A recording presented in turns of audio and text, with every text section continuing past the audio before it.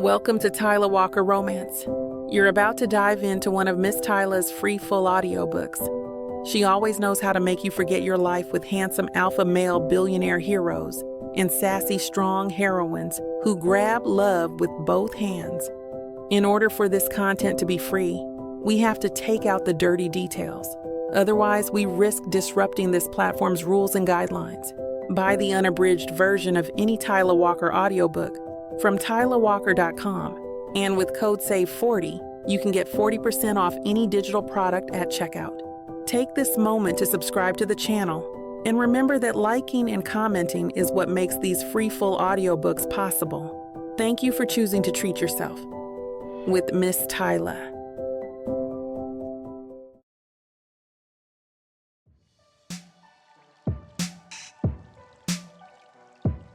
Chapter 1, Imani. The sheets stick to my skin like plastic wrap. Sweat. His sweat soaks the thin mattress beneath me. And the smell, it's a mix of cheap cologne and cigarettes, makes my stomach churn. He grunts, his hands digging into my hips so hard, I know I'll be wearing bruises tomorrow. Maybe longer. I keep my face blank. Eyes on the wall, counting the cracks in the peeling paint. There's a long one that starts by the window and spiders its way down to the baseboard. I focus on that. I don't cry. I don't scream. He wants me to. I can tell by the way he's watching me, his face flushed and mean, his mouth twisting like he's trying to figure out how to break me. Not tonight. Not ever. His hand slaps down on my butt, hard enough to sting, but I don't flinch. I won't give him that. Not much fun, are you? His voice is slurred, drunk. Most of them are. Bet I could fix that. Fix. What the hell does he think he's fixing? I tune him out, focusing on my breathing, shallow and steady. The faster this ends, the faster I can clean myself up and get back to my corner. The girls call it survival math, how to get through the night in one piece. But tonight's testing my goddamn limits. He grabs my hair, yanking my head back so hard it makes my scalp burn. You listening to me? No, but I nod anyway. Because that's what he wants. It's always what they want. Say it.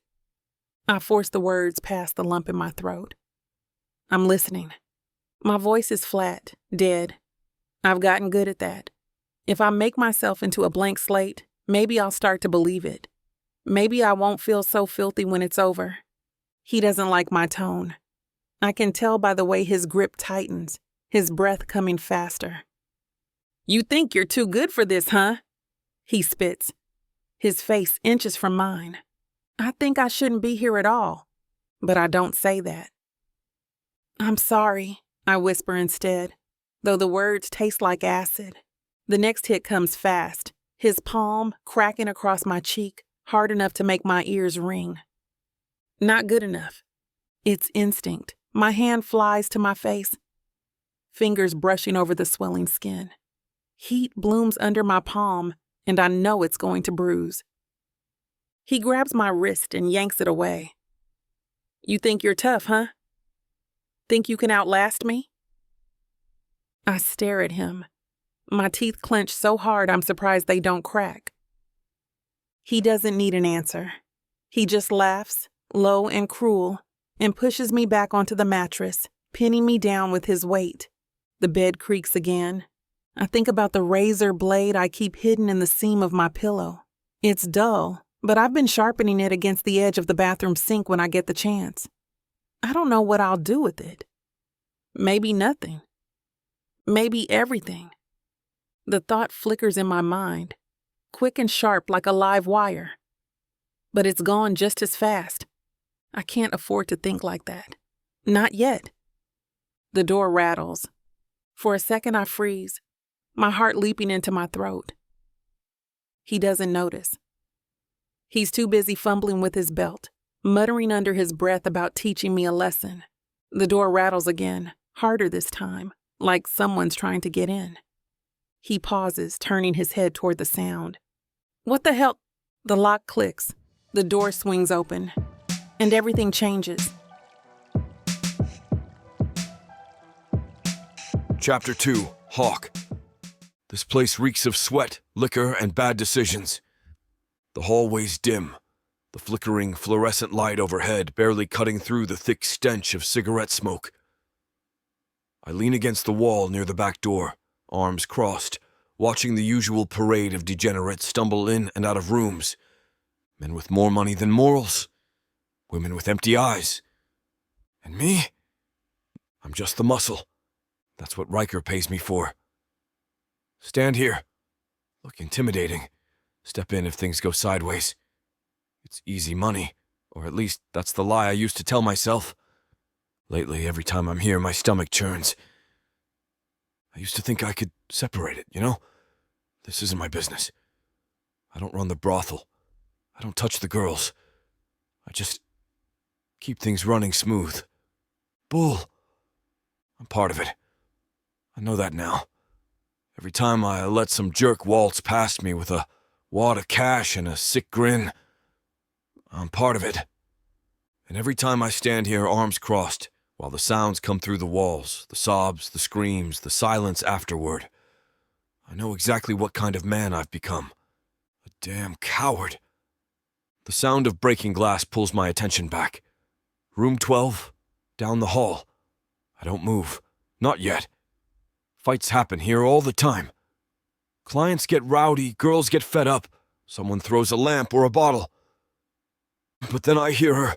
It's not a scream. No, she never screams. But the sounds of a struggle are unmistakable. The thuds, the muffled sounds, a man's voice barking orders at her. And then I hear her snap back. It stops me cold. I know that voice. I don't know her name, but I've seen her around. Thin girl, big eyes, moves like she's trying to make herself invisible. Imani. That's what the other girls call her. Damn it, I mutter under my breath. I straighten up, my fists clenching.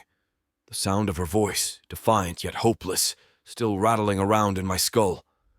I glance down the hall. No one else is moving.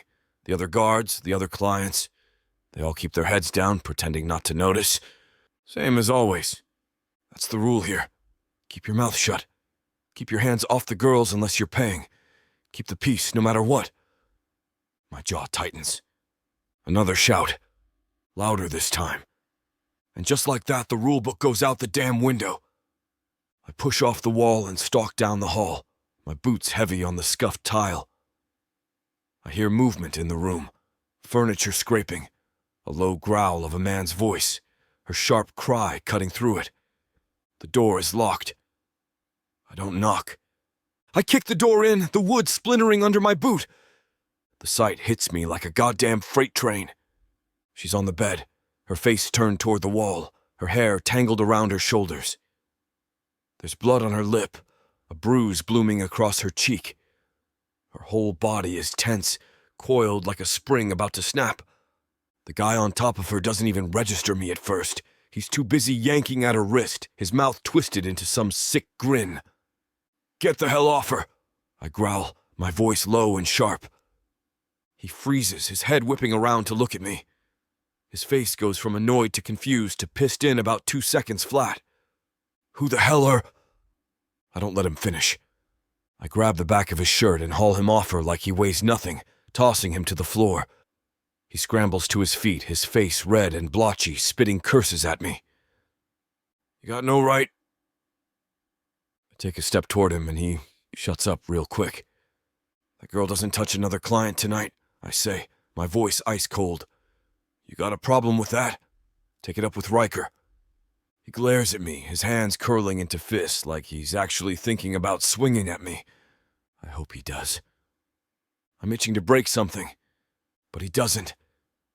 He spits on the floor instead, muttering something under his breath as he storms past me and out the door. I don't watch him go. My eyes are on her. Imani hasn't moved. She's still on the bed, her arms wrapped tight around herself, her breath coming in shallow, ragged gasps. For a second, I don't know what to say. I'm not good at this. The fixing crap. It's comforting. I'm good at breaking, and I've done enough of that for one night. Imani, I say finally. Her head snaps up, her wide, terrified eyes locking on mine. She doesn't say a word. Get your stuff, I say, my voice quieter now. We're leaving. Her brow furrows like she didn't hear me right. Now, I add, stepping toward her, before anyone else comes in here.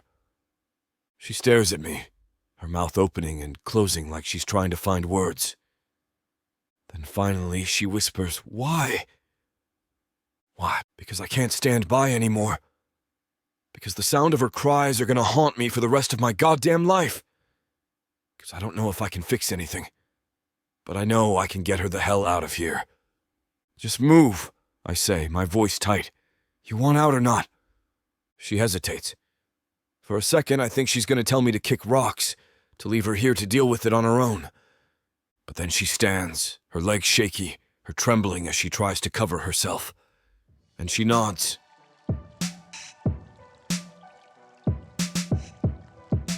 Chapter 3. Imani. You want out or not? The words don't make sense. Nothing about this makes sense. I can barely hear him over the blood rushing in my ears. My vision clears enough to really see him.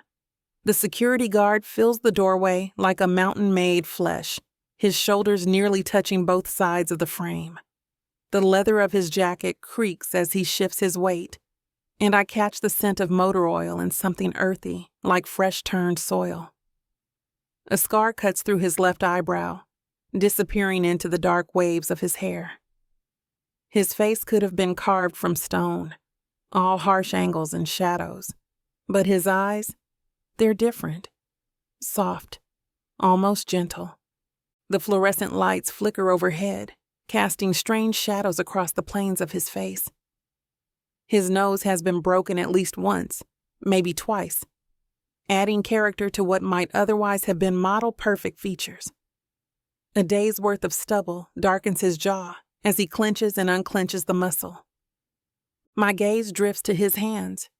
They're massive, like the rest of him, but he holds them loose at his sides, deliberately non-threatening. A silver chain glints at his throat, disappearing beneath his black t-shirt. I've learned to read men, learned it the hard way. Everything about him screams danger. The size, the scars, the way he moves like a predator. But there's something else there too. Something in the way he keeps his distance, in how his eyes keep darting to the hallway, watching for threats. Not a predator, a protector. Finally, I realize he said something. What? My voice comes out cracked, small. Your clothes. He nods toward the pile on the floor. My clothes, still rumpled and half torn from when this nightmare started. Put 'em on. We're leaving. Leaving? Slowly but surely, my brain is catching up with me. I blink at him like he just grew a second head. Who the hell are you? Doesn't matter. He glances back toward the hallway, like he's expecting someone to show up any second. But you don't want to be here when Riker finds out about this? Riker. That name punches the air out of my lungs. I narrow my eyes at him. You work for him, don't you? You're one of his men. His jaw ticks. He doesn't deny it. And that's all I need to know. I shove off the wall and bolt for the door, my bare feet barely making a sound against the worn carpet. I don't have a plan. I don't have anywhere to go, but I know one thing. I'm not walking into another trap. Before I make it 2 steps, his hand clamps around my arm. Not hard, but firm enough to stop me in my tracks. Where the hell are you going? He snaps. Away from you. I twist, pulling against his grip, but it's like fighting a damn steel trap. I'm not stupid. I'm just trading one client for another. His grip doesn't tighten, doesn't hurt, but his voice, low and sharp, cuts right through me. If I wanted to screw you, I wouldn't have barged in here, blown my whole damn cover to get you out. I would have waited until he left. I stop struggling, my breath coming in short, ragged bursts. He lets go of my arm, but he doesn't step back. His eyes lock on mine, hard but not cruel. You really think I'd risk my tail dragging you out of here just to keep you under Riker's thumb? Come on. I stare at him, my pulse pounding in my ears. It's nonsense. It has to be. Men like him don't do this. Don't help girls like me unless there's something in it for them. What's your angle? I ask, my voice sharper than I mean it to be. No angle, he says, crossing his arms. You want to stay here? Fine. Go ahead. But I'm walking out that door, and I'm not coming back. The words hit me like a slap. Stay here. With Riker, with his men, with clients like the one still out cold on the floor. I glance at the door. It's wide open, the hallway beyond it dimly lit, full of shadows. Freedom. Or maybe just another trap. My legs feel like they're made of lead. My brain is screaming at me to move, to run, to make a damn decision. And then he says something that stops me cold. You really want to miss your only chance to get the hell out of here? The question hangs in the air, heavy and sharp. Do I? I've been alone for so long, it's hard to imagine anything else. Hard to imagine trusting anyone, let alone someone who looks like they belong on the other side of this mess. But the way he's looking at me, it's not like the others. There's no hunger, no cruelty, no expectation, just frustration. Like he's annoyed I haven't figured this out already. I hate it. I hate him. But I don't move. Get dressed, he says again, his voice softer this time. Or stay here. Your call. I glance around the room, then I look back at the man in the doorway. And for the first time in years, I put my clothes back on for a man. Chapter 4. Hawk. The first guard goes down easy. Dumb jerk didn't even see me coming. I slam my fist into his face, and he crumples like wet paper, the sound of his body hitting the floor barely registering over the pounding in my ears. The second guy. He's got a little more fight in him. A big bastard, arms like tree trunks, but slow as hell. He swings at me wide and clumsy. I duck, grab him by the back of his neck and drive his face into the wall. Blood splatters on the peeling wallpaper and he groans before sliding down to the floor. I don't wait to see if he's out. I turn back toward the girl, Imani. She's standing there in that hallway, frozen, like she's trying to decide if I'm her savior or her executioner. Move! I bark, my voice sharper than I mean it to be. She doesn't. For a second, I think she's gonna bolt back the way we came. But then she clamps her mouth shut, grabs the jacket I gave her tighter around herself, and follows. Smart girl. The exit's just ahead. The metal door with the rusty hinges that Riker's men never bother to fix. I shove it open with my shoulder, and the cool night air hits me like a slap. We're out! I glance back, half expecting someone to come barreling after us, but the hallway's still empty. For now. Get on! I snap, nodding toward my bike. Imani stares at it like it's a goddamn spaceship. You've gotta be kidding me! You want to wait for Riker to send the rest of his crew? She doesn't respond, but the way her jaw tightens tells me everything I need to know. She climbs on behind me, stiff and awkward, her hands hovering like she doesn't want to touch me. Hold on! I growl, revving the engine. Her fingers curl around my waist, light and tentative, like she's bracing for me to snap at her. I don't have time to reassure her. I gun the throttle and we take off, the bike roaring under us as we hit the street. The city's a blur of neon and shadows, the kind of place that eats people alive if they're not careful. I've spent years navigating these streets, but tonight, it feels different. Every turn, every corner, it all feels too tight, like the walls are closing in. Because I know Riker's coming. He's not gonna let this slide. I pull onto a side street, cutting through an alley to lose any tails, and push the bike harder. Imani's hands tighten on my waist, and I can feel her tension, the way her body's locked up like she's waiting for the world to fall apart. She doesn't trust me. Can't blame her for that. Hell, I barely trust myself right now. The weight of what I've done is settling in, heavy as hell. I've spent years towing the line, staying just close enough to the club to keep myself useful without getting too deep. And now, I've crossed it. I've gone too far, and there's no crawling back from this one. Riker's gonna come for me, for her, for both of us. I grit my teeth, the wind cutting sharp against my face as I take another turn, weaving through traffic like a man on a goddamn mission. I could have left her there, should have maybe. Would have been easier. But when I saw her in that room, the way she looked, broken but still standing, still fighting, I knew I couldn't walk away. Doesn't matter if she doesn't trust me. Doesn't matter if this ends with a bullet in my skull. I'll get her out, even if it kills me. I slowed down when we hit the edge of the city, the streets quieter here, lined with motels and closed-down diners.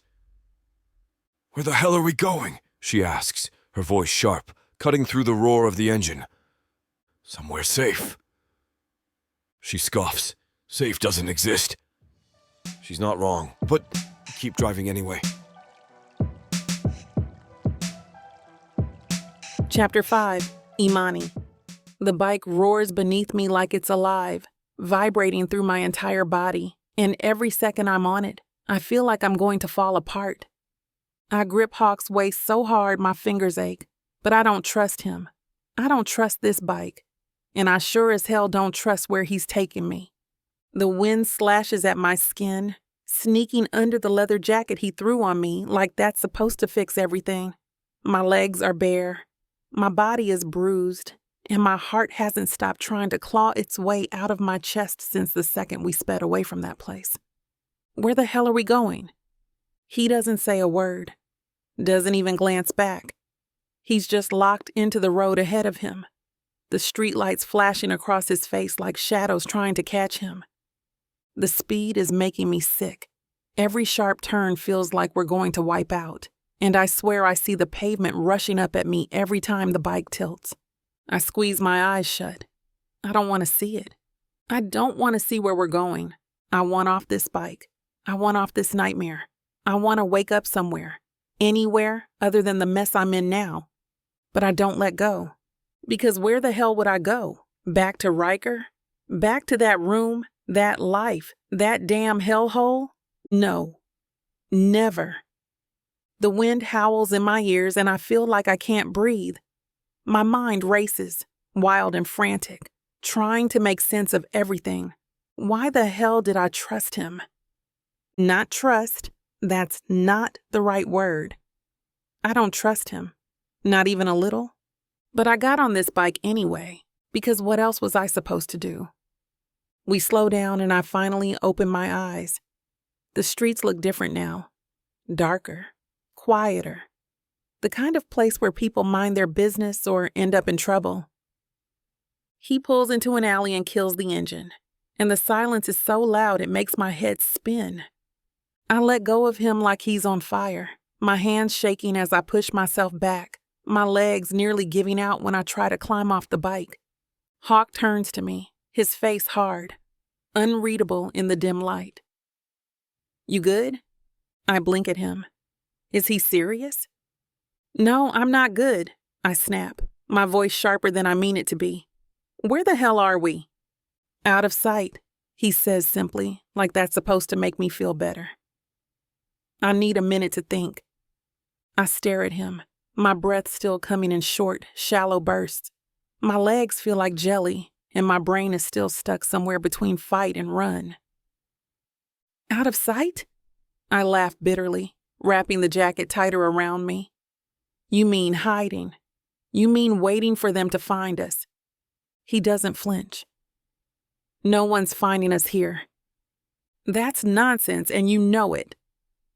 Hawk sighs, leaning against the bike like this is just another night for him, like none of this matters. "Look, I'm not gonna let them touch you. You just have to trust me." That word, trust, makes my skin crawl. "Why?" I ask, crossing my arms to hide the fact that I'm still trembling. "Why the hell should I trust you? You work for Riker. You're part of all of this." He doesn't answer right away. He just looks at me, his jaw tight, his eyes dark, and I can't tell if he's angry or something else. I don't work for him anymore, he says finally, his voice low. I let out a harsh laugh, shaking my head. You think that makes you different? You think that makes you better than them? No. His tone is steady, calm, and that pisses me off even more. But it means I'm trying to fix it. Fix it? I spit the words like poison. You think dragging me out of there makes up for all the things you've done?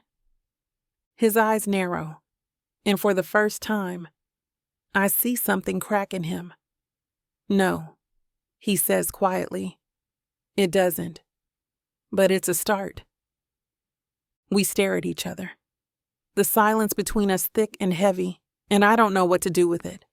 I don't know what to do with him. I'm not going back, I say finally, my voice barely above a whisper. Good, he says, his tone firm, because I'm not letting you. Chapter 6, Imani. The motel is a dump. The neon sign outside is half busted, buzzing like it's on its last leg, and the smell hits me before we even step inside. Stale cigarettes, mildew, and something sour I can't name. Not like it's anything new. Hawk cuts the engine, and for the first time in hours, it's quiet. Too quiet. I climb off the bike, my legs shaky as hell, and yank the helmet off my head. My hair's a mess and I don't care. All I want is to stop feeling like my heart's going to explode out of my chest. He doesn't say anything, just parks the bike and pulls a duffel out of one of the side compartments, like this is the most normal night in the world. I can't take it anymore. This is your big plan? I snap, my voice sharp enough to cut glass. Some roach-infested motel in the middle of nowhere? He doesn't even flinch. Just tosses the duffel over his shoulder and gives me that calm, unreadable look that makes me want to scream. Do you have a better idea? I open my mouth to argue, but nothing comes out. Because no, I don't. Didn't think so? He jerks his chin toward the motel entrance. Come on. I hesitate, my feet planted like concrete. Everything in me is screaming to turn the hell around, to bolt, to get as far away from him as possible. But where would I go? I wrap the leather jacket tighter around me, swallowing the lump in my throat, and follow him inside. The lobby's even worse than the outside. The walls are peeling, the floor is sticky, and the guy behind the counter doesn't even look up from his phone when Hawk walks in. He slaps a wad of cash on the counter without a word, and the guy tosses him a key like they've done this 1,000,000 times. Hawk turns to me, holding up the key. Here. I blink at him. What? The room's yours. I frown, crossing my arms. What, no strings attached? No you owe me bull? He lets out a long, tired sigh. Jesus, do you ever stop fighting? Do you ever stop being vague and shady as hell? I fire back. His jaw ticks, but he doesn't rise to it. Instead, he steps closer, holding the key out to me again. Take it, sleep. Do whatever you need to do. I'll take the couch. I stare at him like he just grew a second head. You're giving me the bed. Yeah. And you're sleeping on the couch? Yeah. I narrow my eyes. Why? Because that's how normal people do things, he says, his voice flat, like he's explaining something to a toddler. I grab the key out of his hand, not because I believe a word he's saying, but because I'm too damn tired to argue anymore. Whatever, I mutter, turning toward the room. But if you try anything, I swear to God. I'm not gonna try anything. He interrupts, his tone sharp but not angry. You're safe, all right? You don't have to believe me, but it's the truth. Safe. The word feels like a joke, like it doesn't even belong to me anymore. The room is just as rough as I expected. One bed, one couch, a TV that probably hasn't worked since the 90s, the carpet's stained, and the smell of cigarettes is even stronger in here. I drop onto the bed and stare at the cracked ceiling, my fingers digging into the fabric of the jacket, like it's the only thing keeping me grounded. I don't understand him. Why isn't he making demands? Why isn't he pushing me around trying to take something from me like every other man I've ever met? What the hell does he want? I glance toward the couch, half expecting him to jump up and turn on me, but he stays put. Instead, I hear the faint sound of him moving around, the quiet shuffle of his boots against the floor. He's giving me space. I don't trust it. I don't trust him. But I don't move. I don't run. I just sit there, the weight of the day pressing down on me like a goddamn anvil. I'll figure him out tomorrow. For now, I just need to make it through the night. Chapter 7. Hawk. The couch creaks every time I shift, but I can't get comfortable. Not that I expected to. I stare at the stained ceiling, my arms crossed, and feel the weight pressing down on my chest like a goddamn boulder. She's got every reason to hate me, and I wouldn't blame her if she did. I shouldn't have been there in the first place. The brothel, Riker's business, all of it. For years, I told myself it wasn't my problem. Just another part of the job. Stand outside, keep the peace, make sure the money flows. Easy. Except it wasn't. Not once you saw the girls. Not once you realized they weren't just faces in a crowd. They were people. People like her. I sigh, scrubbing a hand over my face. Imani. She's not asleep. I can hear her shifting on the bed, restless and tense. She doesn't trust me. Not even a little. I can't say I blame her for that either. I've been the enemy for too long. I stood outside while men like Riker built their empires, turning women into products, selling lives like they didn't mean anything. I didn't stop it. Didn't question it. I just let it happen. Because I thought it didn't matter. I closed my eyes, but the images are burned there. Her face when I walked into that room, the bruises, the fear she tried to bury under all that defiance. She's strong, stronger than I'd be in her place. And now she's here, stuck with me. And I don't even know how to make it right. Damn, I mutter under my breath, leaning forward, my elbows on my knees. I don't know what the hell I'm doing. Taking her was instinct, pure knee-jerk reaction. I knew what that bastard was doing to her, and I snapped. The thought of leaving her there, of walking away like I'd done so many times before. I couldn't. But what now? I made my choice. And I'm not taking her back. No matter what Riker sends after us, no matter how deep into this storm I get, she's not going back. I'll figure the rest out as we go. The floor creaks behind me. She's quiet, but I can feel her standing there, watching me. Probably trying to decide whether I'm worth the trouble. You should be asleep, I say without looking up. She doesn't answer right away. I hear her bare feet shuffle against the floor before she leans against the wall. Well, you aren't sleeping either, are you? She asks, her voice low. I glance over my shoulder. She's wearing my jacket, the sleeves hanging way too long on her, and it affects me more than it should. Not when I've got crap to deal with, I say, turning back to stare at the wall. She lets out a quiet laugh, but it's bitter. Yeah, well, welcome to my world. I don't respond to that. What the hell could I say? Sorry? It's not enough. Nothing I say is going to make this easier for her. She moves closer, her arms crossed tight over her chest. You don't talk much, do you? Depends. On what? Who I'm talking to. Her eyebrows lift like she's impressed, but the look in her eyes is hard. She doesn't trust me, and I don't expect her to. Why'd you do it? She asks after a long pause.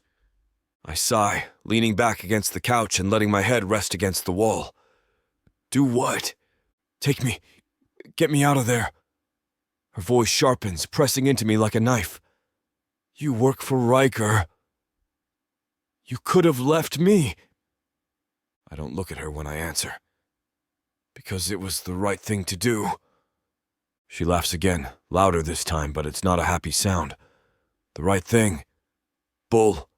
Guys like you don't do the right thing. She's right. She doesn't need me to say it. I glance at her, meeting her eyes for the first time. You don't have to believe me, Imani. Her arms drop slightly, her fingers twitching like she doesn't know what to do with them. And what happens when they find us? They won't. That's not an answer, she snaps. I stand, my voice steady, calm. It's the only answer I've got right now. She stares at me, her lips pressed into a thin line. I can tell she's weighing her options, trying to decide whether to trust me or bolt the first chance she gets. Go back to bed, I say, walking past her toward the door. We've got a long day tomorrow. She doesn't move right away, but as I open the door and step outside into the cold night air, I hear her shuffle back toward the room. I light a cigarette, the familiar burn of smoke filling my lungs, and stare at the empty street. Riker's coming. I know it, but I made my choice, and I'll take this all the way to the end if it means she gets out of this alive.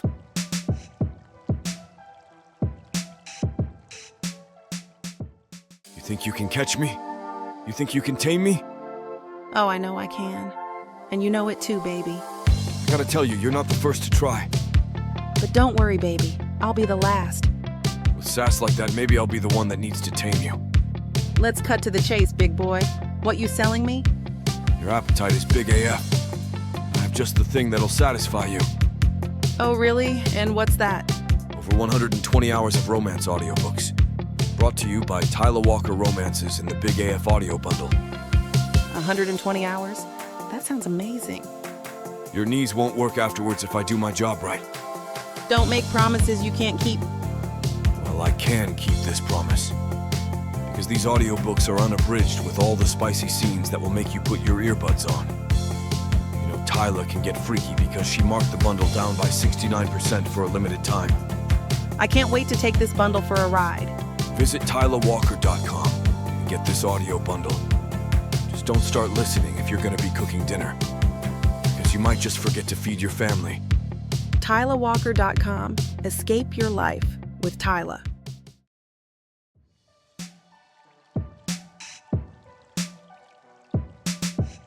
Chapter 8. Imani. The walls in this place are crap. I can hear every word he's saying out there. His low growl of a voice cutting through the thin door like it's made of paper. I pull Hawk's jacket tighter around me, trying to shut it out, but it doesn't work. I don't want to hear this.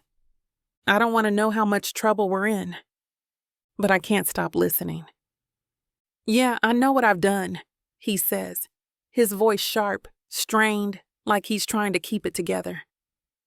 You think I don't know what Riker's gonna do when he finds out? I'm not an idiot.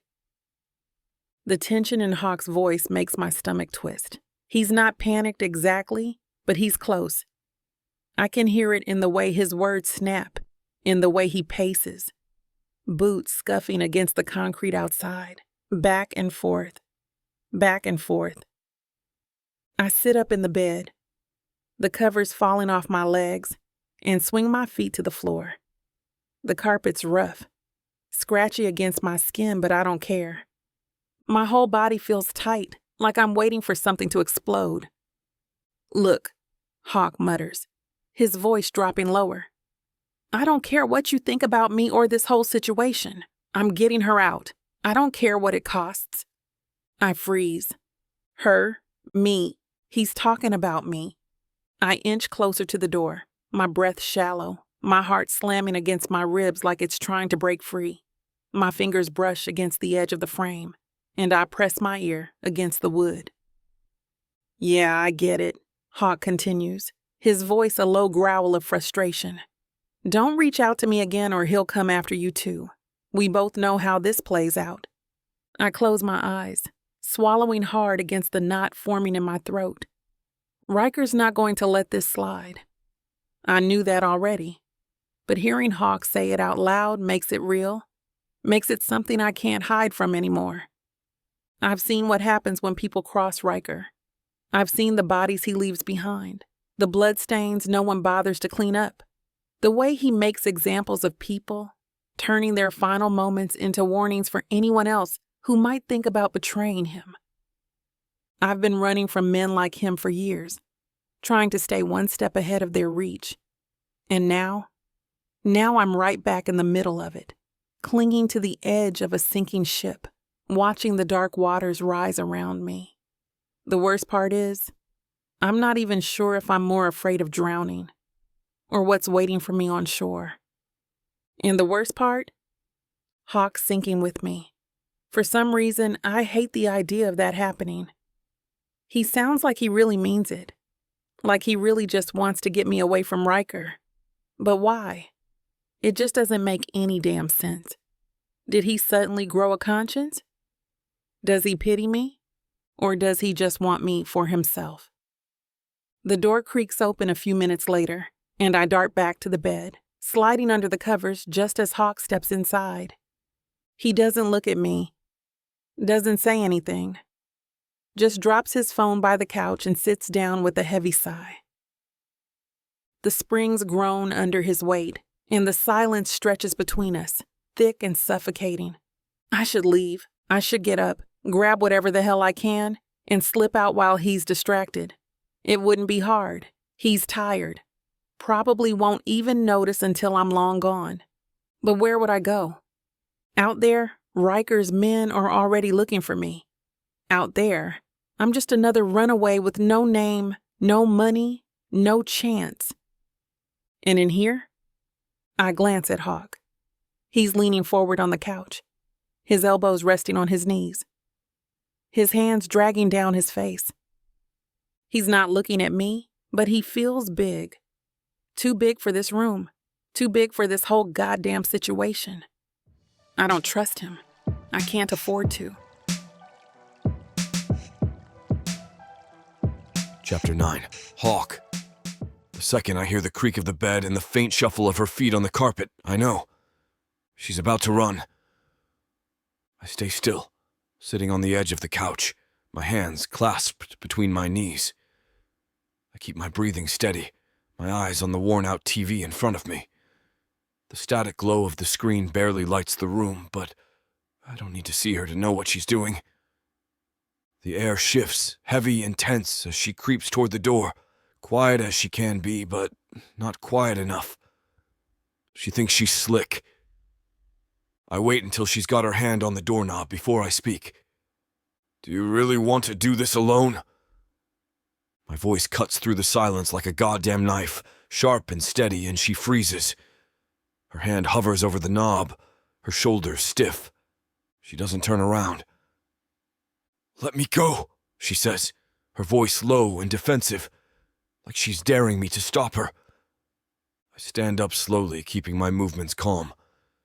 I don't want to spook her, not more than she already is. You think you're gonna make it out there? I ask, crossing my arms as I lean against the wall. You think Riker's guys aren't already looking for you? She finally turns to face me, her eyes hard, defiant. I've made it on my own before, I can do it again. I scoff, shaking my head. Yeah? And how'd that work out for you last time? Her jaw tightens, and I know I've hit a nerve. But I don't back down. Look, I get it, I say, my voice softer now, though I keep my tone firm. You don't trust me. You've got no reason to. Hell, I'm not asking you to, but you think running out there by yourself is gonna end any way but bad? She glares at me, her hands curling into fists at her sides. And staying here with you is any better? It's a hell of a lot better than getting dragged back to Riker, I snap. That shuts her up. For a second, we just stare at each other, the tension thick enough to choke on. Her lips press into a thin line, and I can see the war going on behind her eyes. She doesn't want to admit I'm right, but she's thinking about it. I can see it in the way her posture shifts, in the way her gaze flickers from me to the door and back again. "You think you're my savior or something?" she finally says, her voice dripping with sarcasm. I shake my head. "Not even close." "Then why?" she demands, taking a step toward me. "Why the hell are you doing this? You don't even know me." "Maybe I don't need to know you," I say, meeting her gaze. "Maybe I just don't want to watch someone else get ground into nothing because I didn't do anything to stop it." She blinks, caught off guard, and for the first time since I pulled her out of that place, her anger cracks. It's just a tiny crack, but it's there. "Imani," I say, my voice steady. "You want to leave? Fine, go ahead. But don't think for a second that it's going to be easier on your own." Her name hangs in the air between us, and for a moment she just stares at me, her chest rising and falling like she's trying to keep herself together. "I don't need you," she says finally, but the words don't carry the same bite they did before. "Maybe not," I say, stepping back and nodding toward the door. "But you're smart enough to know you're safer with me than out there on your own." She doesn't answer. Instead, she leans back against the door, her hands falling to her sides, and for the first time, I see it. Hesitation. She's not running. Not yet, anyway. I let out a slow breath, running a hand through my hair. "Look, I'm not going to stop you if you really want to go, but if you stay, I'll get you somewhere safe. No strings, no bullcrap, just a way out." Her eyes search mine, and I hold her gaze, letting her see that I mean it. She doesn't trust me. That much is obvious. But for the first time, I think she might believe me. Finally, she steps away from the door, her shoulders slumping as she exhales. "Fine," she mutters, crossing her arms like she's trying to shield herself. "But if you screw me over, I'll make sure you regret it." I smirk, leaning back against the wall. Fair enough. She sits back down on the edge of the bed, her movements slow, cautious, like she's still not sure this is the right call. Can't blame her, but she stayed. That's something. Chapter 10. Imani. When Hawk said we were heading to New York, I didn't think this was where we'd end up. The building looks like something out of a movie. Clean, polished, and expensive as hell. Glass doors, a lobby that's all marble and stainless steel, and a doorman who glances at us like we just crawled out of a dumpster, which, to be fair, isn't far off. I tug Hawk's jacket tighter around me, trying to shrink into myself, but it doesn't help.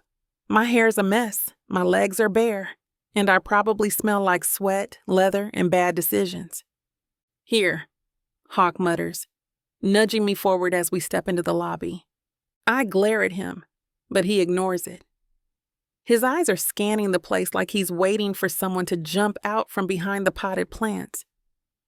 The doorman, some guy in a suit that probably cost more than my old rent, clears his throat. "Can I help you?" Hawk doesn't even look at him. "We're here for Derek Thompson." The guy's eyebrows shoot up, and he gives us the once-over, his mouth twitching like he's trying not to laugh. Mr. Thompson doesn't usually entertain guests at this hour. Hawk's jaw tightens. "Yeah, well, tonight's special." The guy doesn't move. He just stares at Hawk like he's trying to decide whether or not to call the cops. "Look," Hawk says, his voice dropping low. "Either call him or move out of the way. Your choice." Something in his tone must hit, because the doorman picks up the phone with a sigh, muttering something about unexpected guests. Hawk crosses his arms and leans against the wall, completely unfazed, while I stand there feeling like the room's closing in on me. "You didn't mention you know someone who lives in a goddamn palace," I mutter under my breath. Hawk glances at me, one side of his mouth twitching like he's fighting a smirk. "It's not a palace." "Feels like one?" I glance at the marble floors, the massive chandelier hanging from the ceiling, and the sleek couches in the waiting area. You sure this is the right place? He doesn't answer. It takes 10 minutes of waiting before the elevator dings, and out steps a man in his late 30s with slicked back hair, a tailored suit, and the kind of face that looks like it's always smiling, even when it's not. This must be him. And from the look on his face, he's already pissed. "Dane," he says, his voice cool and smooth, like he's got all the patience in the world and none of it's for us. "It's Hawk," Hawk grunts, pushing off the wall. My attention perks at this. "Dane." His eyes narrow slightly, but his smile doesn't falter. "What the hell are you doing here? And who's this?" He gestures toward me with a slight lift of his chin, like I'm some stray hawk picked up on the side of the road. I bristle, clenching my arms tighter around myself, but Hawk steps between us before I can say anything. "We need a place to crash, Derek," he says, his voice blunt. No bullcrap. Derek's eyebrows lift. "Crash?" He lets out a low laugh, shaking his head. "You've got some nerve, showing up at my place at 2 a.m. with whatever this is." "I didn't come here to argue," Hawk snaps, his tone sharp enough to slice through marble. "We just need a couple of days. That's it." Derek crosses his arms, his gaze flicking between the two of us. "You're in trouble, aren't you?" Hawk doesn't answer. Derek sighs, pinching the bridge of his nose. "Jesus Christ, Dane. You don't call for 2 years. And when you finally do, it's because you need me to clean up your mess. Typical." I glance at Hawk, expecting him to snap back, but he just stands there, tense and silent, like he's biting down on whatever comeback is sitting on the edge of his tongue. Derek lets out another sigh, then steps aside, gesturing toward the elevator. "Fine, come on, but you're explaining this when we get upstairs." Derek's apartment is, wow, it's all sleek lines and shiny surfaces, the kind of place that smells like money. Floor-to-ceiling windows overlook the city, and the furniture looks like it belongs in a catalog. I step inside, feeling like I'm gonna leave dirt stains on everything just by breathing too close. "Make yourselves at home," Derek says dryly, shutting the door behind us. Not that I expect either of you to know what that means. I bristle again, but Hawk grabs my arm and steers me toward the couch before I can snap something stupid. Derek watches us, his eyes narrowing slightly. "So," he says, crossing the room to pour himself a glass of something amber and expensive looking. "Care to explain why you're here? And why you look like you've been dragged through hell?" Hawk leans back against the couch, his arms crossed. "I told you. We just need a couple of days. We'll be out of your hair soon enough." "That's not an explanation, Dane." "It's Hawk," he growls, his voice low and dangerous. Derek smirks, taking a slow sip of his drink. "Right. Hawk." I glance between them, the tension thick enough to cut with a knife. Whatever history these two have, it's messy as hell. Derek turns to me, his smirk fading. "And you? What's your story?" I stiffen, my jaw tightening. "None of your business." He raises an eyebrow, clearly unimpressed. "Charming." "Derek," Hawk snaps, his voice sharp. "Drop it." Derek sighs, rubbing the back of his neck. "Fine, whatever. I don't need to know the details." He points a finger at Hawk. "But if this blows up in my face, you're on your own. Got it?" "Got it," Hawk mutters. Derek shakes his head, muttering something under his breath about family drama, and disappears down the hall, leaving us alone in the living room. I sink into the couch, my body still tense, my mind racing. This place might look like a safe haven, but I know better. Nothing is ever safe. Chapter 11. Imani. Derek moves through his fancy apartment like he owns the world. Hell, maybe he does. The way he talks, the way he stands, the way he looks at people like they're chess pieces. He's already 5 moves ahead of. It's all control, calm, clean control. I watch him from the couch, my legs tucked under me, trying not to feel like a stray dog in someone else's house. The way he carries himself is so different from Hawk. It's almost jarring. Derek doesn't need fists or raised voices. He doesn't even need to stand too close to make a point. Everything about him screams power, but it's quiet, like he knows he doesn't need to try. I don't trust it, but I can't lie. Part of me's impressed. He strides back into the room, a phone pressed to his ear, his tone clipped and sharp. No, I don't care if it's inconvenient. You'll get it done because I'm asking you to. The guy on the other end must have said something stupid, because Derek sighs, pinching the bridge of his nose. Do you need me to spell it out for you? Fine. Make it happen by tomorrow, or don't bother calling me again. He ends the call and sets the phone on the table with a deliberate, controlled motion, then looks up at me. You comfortable? The question catches me off guard. It's polite, but there's something under it. Like he's not actually asking because he cares. He's asking because he's taking stock, calculating. Fine, I say, my voice flat. He nods once like that's all he needed to hear, then turns to Hawk, who's leaning against the wall like he'd rather be anywhere else. Your little crusade better not blow up in my face, Dane, Derek says, not even trying to lower his voice. I've got enough on my plate without you dragging me into Riker's nonsense. It's Hawk, Hawk mutters, not looking up. Derek snorts, clearly unimpressed, because the name makes all the difference. I bite the inside of my cheek, fighting the urge to laugh. Hawk shoots me a quick glare, like he knows exactly what I'm thinking. Good. Let him stew. Once Derek disappears down the hall, the air shifts. The tension's still there, but it's different now.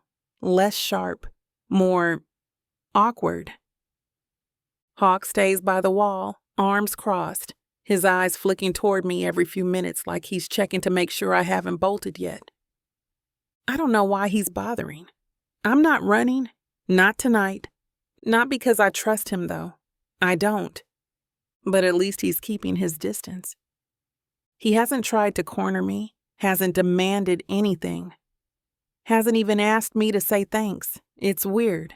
I'm not used to men like him acting like this, acting like they don't want something from me. It puts me on edge. Something on your mind? He asks. Suddenly, his voice cutting through the silence. I glance at him, narrowing my eyes. Why? He shrugs, leaning back against the wall. You've been staring at me for 5 minutes. I wasn't staring. You were? I roll my eyes, sitting up straighter on the couch. Fine, you want to know what's on my mind? Sure. I tilt my head, crossing my arms. What's your deal with Derek? Hawk blinks, caught off guard, and for a second I see it. An actual crack in that stoic, tough guy mask he's been wearing since I met him. He's my brother, he says finally, his voice tight. Duh, I say, smirking. But why does he hate you? He doesn't hate me, Hawk mutters, though the look on his face says otherwise. Could have fooled me. He glares at me, but there's no heat behind it. Just exhaustion. He doesn't hate me, he repeats. He just doesn't get it. Doesn't get what? Hawk looks away, his jaw tight, like he's debating whether or not to answer. Finally, he lets out a slow breath. Doesn't matter. I watch him for a moment, trying to figure him out. It's impossible. 1 second, he's all sharp edges and don't screw with me energy, and the next, He's this quiet, brooding mess of a man who looks like he's carrying the weight of the world on his shoulders. Whatever, I mutter, leaning back against the couch. Not my problem. No, Hawk says, his voice low. It's not. The way he says it makes my skin prickle, like there's more behind it, but I don't push. The door creaks open, and Derek steps back into the room, holding a laptop. He glances between the two of us, his eyes narrowing slightly. You two done bonding? Go to hell, Derek, Hawk mutters. Derek smirks, setting the laptop down on the table. Lovely to see you too, brother. The tension in the room thickens again, and I suddenly feel like an outsider in someone else's argument. Curling up and clutching a pillow against me, I try to sink into the couch and disappear. Chapter 12. Hawk. Derek stands there, arms crossed, leaning against the kitchen counter like he's got all night to tear me apart. His stupid suit's still pressed, not a hair out of place, and it's pissing me off. I look like I just crawled out of a war zone, and he's standing there like he owns the goddamn world. You really expect me to believe this is about doing the right thing? He says, raising an eyebrow. Come on, Dane. Let's not pretend you've ever cared about right or wrong. It's Hawk, I mutter, my jaw tight. Whatever, he snaps, waving me off like a goddamn mosquito. This isn't you. None of this is you. Risking your neck for a stranger? Blowing up your deal with the serpents? What the hell's going on? I lean back in the chair, crossing my arms, meeting his gaze head on. What's going on is I'm done looking the other way while Riker and his boys destroy everything they touch. Derek laughs, sharp and bitter. That's rich, coming from the guy who's been doing Riker's dirty work for years. My hands ball into fists on the table, but I don't get up. Not yet. You don't know anything about what I've been doing? Oh, really? He says, stepping closer, his tone dripping with sarcasm. Because, from where I'm standing, it looks like you've been playing enforcer for a gang of criminals. So please, enlighten me. I grit my teeth, trying to keep my cool. But Derek's always been good at pushing my buttons. Always poking, picking at old wounds until they bleed. This isn't about them, I say, my voice low and steady. It's about her.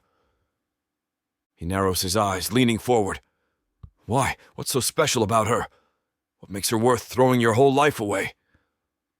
I glare at him, my chest tight, my fists trembling with the effort it takes not to throw something. Because someone had to step up, Derek. Someone had to stop standing by while they turned people into property. And that someone's you? He lets out a harsh laugh, shaking his head. Since when do you play the hero? I'm not a hero, I snap, my voice sharp. I'm just done being part of the problem. He blinks, taken aback for half a second, and I see it. Just a flicker of something like understanding in his eyes. But it's gone as fast as it came, replaced by that same smug, judgmental look he always gives me. You really think this ends well for you? He asks, his voice quieter now, but no less sharp. You think Riker's just going to let you walk away? Let her walk away? I don't give care what Riker thinks, I growl, standing up so fast the chair scrapes against the floor. I'm not going back. Not to him, not to the serpents, not to any of it. Derek stares at me, his expression unreadable. And what happens when they come after you, after her? I glance toward the living room where Amani's curled up on the couch, pretending not to hear us. She's quiet, but I know she's listening. They won't touch her, I say, my voice firm. I'll make sure of it. Derek sighs, rubbing the back of his neck. You've got a death wish, you know that? Maybe, I admit, meeting his gaze again. But if it keeps her out of Riker's hands, I'll take it. He shakes his head, muttering something under his breath. You're an idiot, Dane. You've always been an idiot. Yeah, I say, leaning against the counter, crossing my arms again. But at least I'm not you. That gets a reaction. His jaw tightens, his eyes narrowing. but he doesn't rise to it. Instead, he lets out another sigh, turning back to his drink. "You better have a plan," he mutters, swirling the amber liquid in his glass. "Because if this goes south, I'm not bailing you out." I smirk. "Wouldn't expect you to." Chapter 13. Hawk. Derek's standing in the corner of his pristine kitchen, swirling a glass of whiskey like we're at some country club. His tie's gone, his shirt sleeves are rolled up, but he still looks like the kind of guy who's never broken a sweat in his life. Meanwhile, I'm sitting at his fancy bar, gripping the counter like it's the only thing keeping me from flipping it. I can't stop my attention from drifting back to where Imani lays on the couch, no doubt drifting in and out of sleep. I want to encourage her to rest, to take her to Derek's guest room. There has to be one in this damn place. But I get the feeling that bringing it up would just make her stubborn. She'd probably deny being tired at all. "They've put a hit out on you," Derek says, like he's talking about the weather.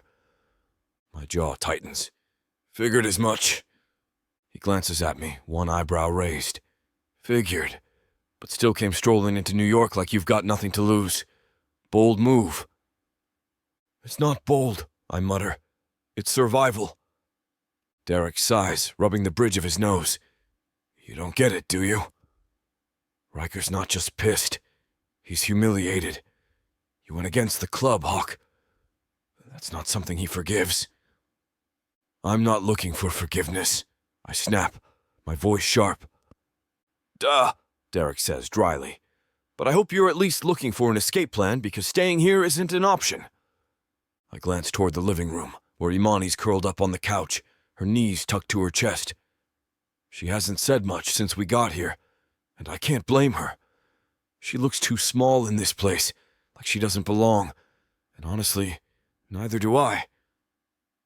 "I just need a few days," I say, turning back to Derek. "You don't have a few days," he says, his tone flat. "Riker's already sent men into the city. They'll find you. It's only a matter of time." I let out a slow breath, leaning back in the chair. My ribs feel like they're wrapped in steel bands, tight and heavy, but I force myself to stay calm. "What do you suggest?" I ask, my voice steady. Derek leans against the counter, his arms crossed. "Leave the city, tonight." "Where?" "Anywhere but here." I grit my teeth. "Real helpful, Derek." He shrugs, taking another sip of his whiskey. "I'm not a travel agent, Dane. You want specifics? Figure it out yourself. I'm just telling you, the longer you stay, the worse it's gonna get." I glance toward the window, the city lights glowing faintly against the darkness. He's not wrong. Riker's men will tear through this place like a goddamn storm, and Derek might have the resources to keep them at bay for a while, but not forever. Imani doesn't deserve to get caught in the crossfire. Yet, I'm not really the one who put her there. Riker is. I run a hand through my hair, the weight of the situation settling on my shoulders. I knew this wasn't going to be easy, but hearing it out loud, hearing how fast this is catching up to us, makes it feel real. "You don't have to do this, you know," Derek says, his voice quieter now. "You could walk away, cut your losses." I glare at him. "You think I'd do that?" He shrugs again. "I think you've done worse." My fists clench against the counter, but I force myself to stay calm. "This isn't about me, Derek." "Isn't it?" he asks, his eyes narrowing. "You keep saying this is about her, but let's be honest. You've got just as much to prove here as anyone else." I don't answer, because maybe he's right. Part of this is about me trying to make up for all the things I've done, all the things I've turned a blind eye to. But it doesn't matter. What matters is getting Imani out of this alive. I push away from the bar, my boots silent against Derek's polished floors as I move to the living room. Imani's curled up tight, like she's trying to disappear into the leather couch. The pillow she's clutching covers most of her face, but I can see the tension in her shoulders even in sleep. My chest aches. She shouldn't have to hide, not anymore. I lean down, careful not to make any sudden movements. "Hey," I whisper, sliding one arm under her knees and the other behind her back. Let's get you somewhere more comfortable. She stirs as I lift her, a small sound escaping her throat. Her fingers grip my shirt, and for a second, I think she might wake up fighting. Shh, I murmur. You're safe. Just sleep. She settles against my chest, her breath evening out again. She weighs almost nothing, and that hits me harder than any punch I've ever taken. I turn, Imani secure in my arms, and catch Derek watching us from the kitchen. His expression is unreadable, that lawyer's mask he's perfected over the years. But I see the way his fingers tighten around his glass. I stop, meeting his gaze. Whatever he sees in my face makes him look away first. Guest room's down the hall, he says quietly. First door on the right. I'm not walking away, I say, finally, my voice firm. Derek nods, like he expected that answer, but I can see the frustration in his eyes. Fine, he says, pushing off the counter. But don't say I didn't warn you.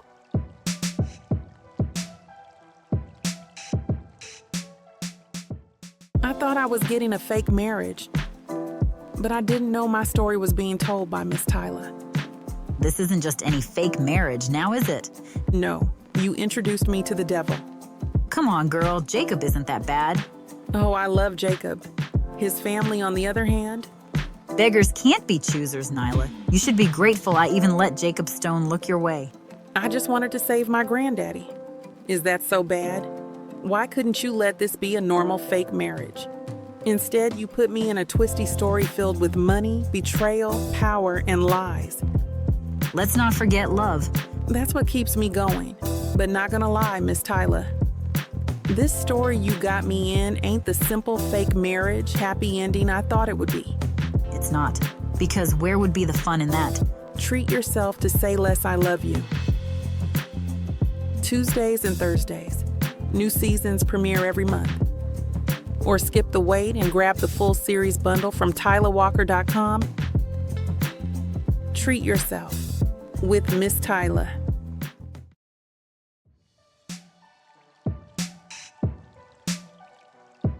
Chapter 14. Imani. Silk sheets whisper against my skin.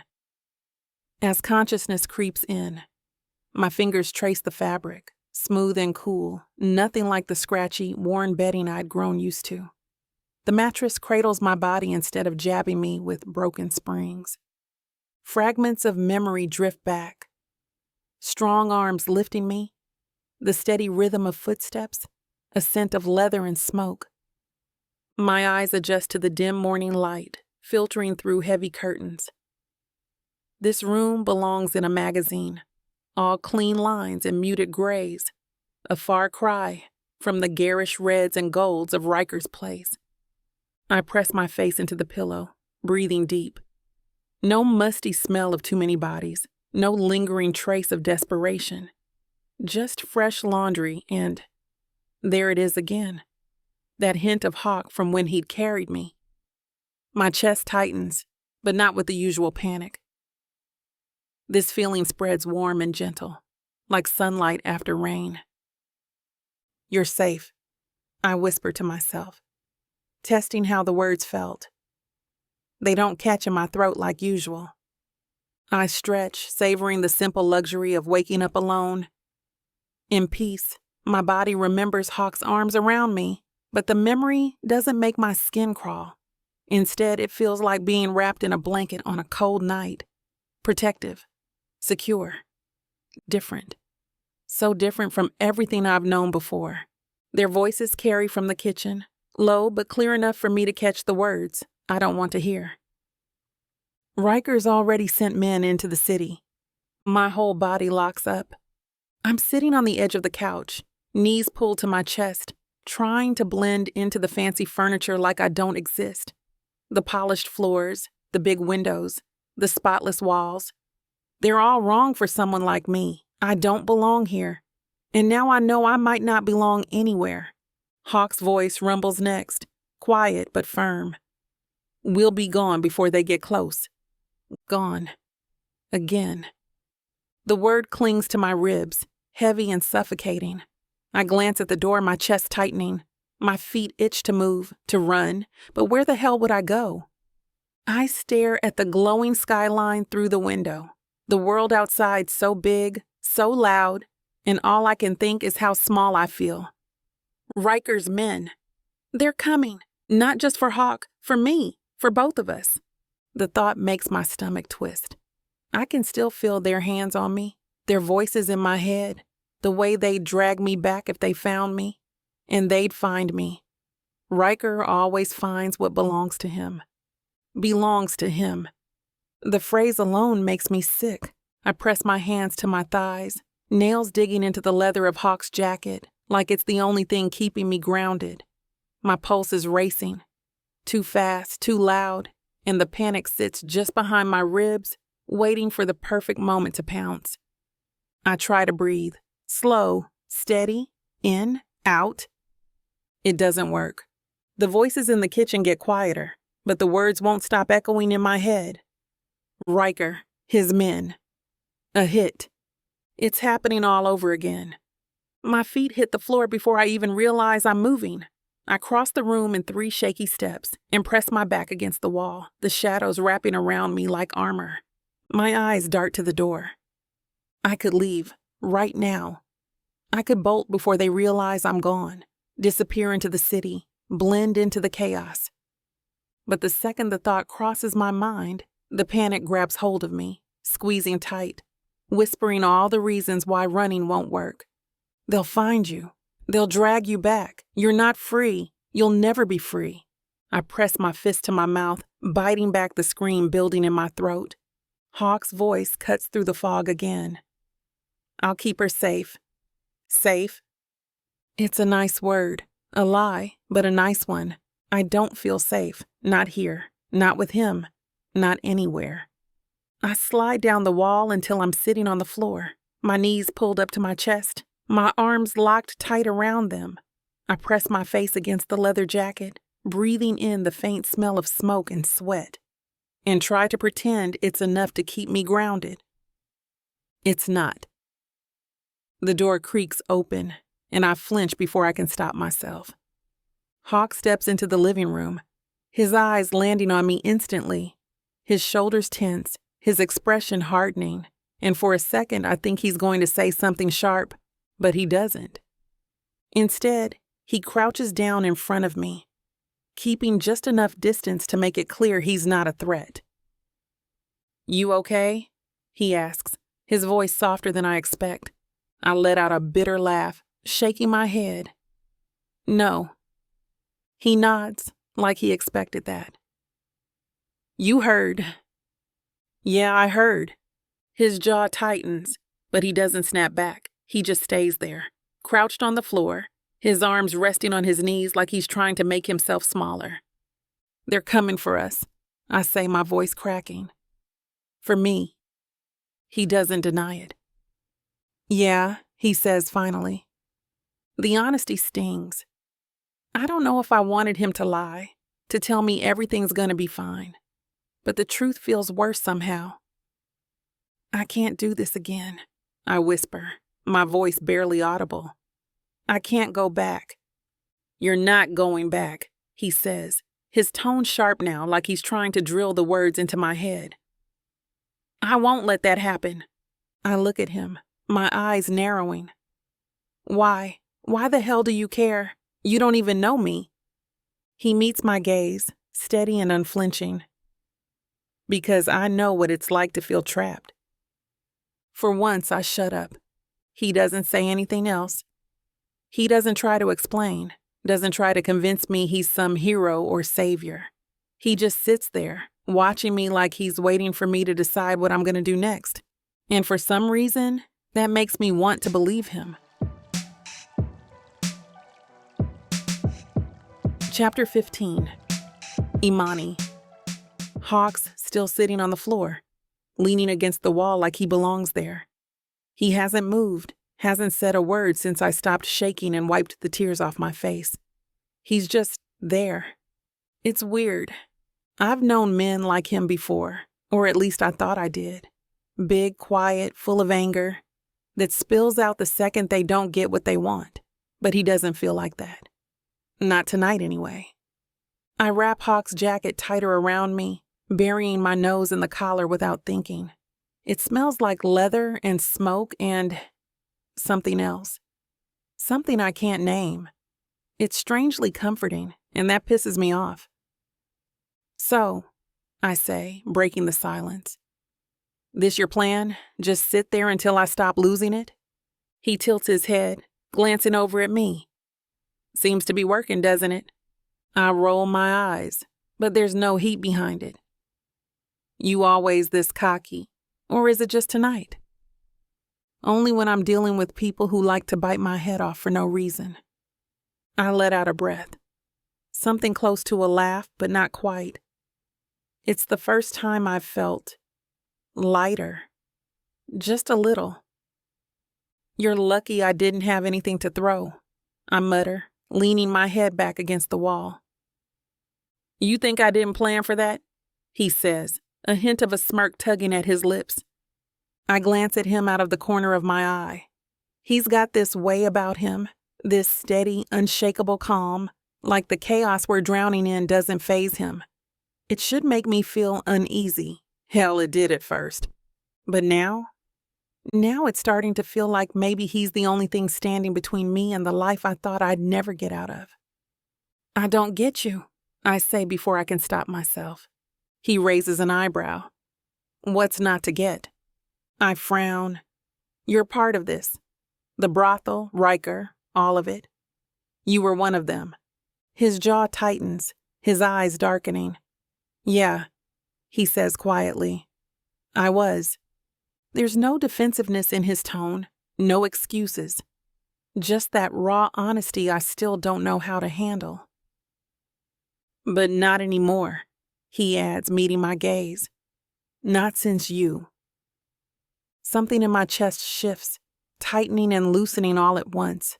I look away, staring at the cracks in the wall instead of his face. You say that like it's supposed to mean something, I mutter. It does, he says simply. I don't know what to do with that. The silence stretches between us again, heavy but not uncomfortable. I don't know how long we sit like that, him on the floor, me curled up against the wall. For the first time, I let myself really look at him, the lines in his face, the way his shoulders slump like he's carrying the weight of the world, the tired look in his eyes that he tries to hide with all that tough guy crap. He doesn't look like a hero, but he doesn't look like a villain either. Maybe you're not like the others, I say quietly, almost to myself. He tilts his head, his lips quirking into a faint smile. That's supposed to be a compliment? Don't get used to it, I mutter, but my voice is softer this time, less sharp. He chuckles, a low, quiet sound that makes something warm flicker in my chest. I don't know what it is, and I'm not sure I want to know. For now, I just sit there, watching him out of the corner of my eye, letting the weight on my shoulders feel a little lighter for the first time in forever. Maybe, just maybe, he's not like the rest. Chapter 16. Hawk. The minute I step outside, I know something's wrong. The air feels different. Too still. Too heavy. Like the city's holding its breath. It's just after dawn. The kind of early where the streets are still waking up. But this alley feels too quiet. I light a cigarette, the flick of the lighter too loud in the silence, and take a drag, scanning the lot where Derek parks his car. My gut's been twisted since last night. That nagging feeling I couldn't shake no matter how hard I tried. Now I know why. The car's screwed. Slashed tires, all four of them. The rubber shredded like someone went to town with a goddamn machete. The windshield's cracked, spiderweb from one solid hit right in the center. But that's not what makes my blood run cold. It's the message. Spray painted in bold red letters across the driver's side. You can't hide? Damn it. I grind the cigarette into the ground and glance back toward the apartment building. My mind racing. They know where we are. They're already here. And I know Riker. He doesn't send warnings unless he's got men nearby. Damn it, I mutter, running a hand through my hair. I'm already moving, heading back inside before I can overthink it. I take the stairs 2 at a time, the dull ache in my ribs flaring up with every step, but I don't stop. I don't have time for pain. When I push through the door to the apartment, Derek's standing in the kitchen, pouring himself another cup of his overpriced coffee like it's just another morning. He looks up, frowning. You look like hell. We've got a problem, I say, slamming the door behind me. His eyes narrow and he sets the mug down. What now? The serpents found us. What? They slashed your tires, I say, pacing across the room, my fists clenched at my sides. Left a message too. They're here, Derek. He stares at me, his face tight, but he doesn't freak out. That's the thing about Derek. He's always been calm under pressure. It's annoying as hell. What did it say? He asks. You can't hide. I glance at him. It's a warning. He exhales through his nose, rubbing the back of his neck. Jesus, Dane, sorry, Hawk. This is exactly what I warned you about. And now look, my car is screwed and they know you're here. I don't need a damn lecture right now, I snap, running a hand over my face. Derek shakes his head. We need a plan. Duh, I mutter. From the corner of the room, I hear movement. Imani steps out of the small hallway, her face pale, her arms crossed like she's trying to hold herself together. What's going on? She asks, her voice sharp. They found us, I say, keeping my tone steady, even though my chest feels like it's about to explode. Her eyes widen, and she takes a step closer. They're here. Not yet, I say quickly, but they know where we are. Her hands tighten around her arms, and I can see the panic starting to creep into her face. Hey, I say, stepping closer to her. Look at me. She doesn't. Her eyes are darting around the room, her breathing speeding up. Imani, I say again, firmer this time. Finally, she looks at me, her eyes locking onto mine. We're not staying here, I say, my voice calm but firm. We're leaving. Right now. Where? She whispers, her voice shaking. Doesn't matter, I say. As long as it's far from here. She nods, swallowing hard, and I can see her trying to hold herself together. Derek clears his throat. You can't just take off without a plan. Do you even have a car? I glare at him. What the hell do you think? Damn it, he mutters, running a hand through his hair. All right, listen. I have a vacation house. I rarely use it. Here, this is the address. He scrawls something on a piece of paper and hands it to me hastily. Wait here, I'll get you some cash. Good enough, I say. It was more than I was expecting. Imani's still standing there, her shoulders tense, her eyes darting toward the window like she's expecting Riker's men to come crashing through any second. Derek returns, pushes a wad of money into my hand, meeting my eyes for the briefest of moments. And I know that look. It's the one that says, even though you're a pain in the rear, you're not actually on your own and don't get killed all in one go. Go! Quickly, don't take the main roads and I'll meet you there, okay? I nod to him and we head out. Imani stays close to me, her steps quick, her breathing shallow. We don't have a lot of time. And Riker, he's not far behind.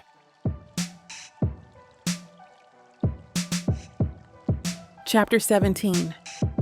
Imani. The hum of the bike's engine is gone, replaced by the suffocating weight of silence. It's almost worse this way. No sound, no distractions. Just me and the mess in my head that won't shut the hell up.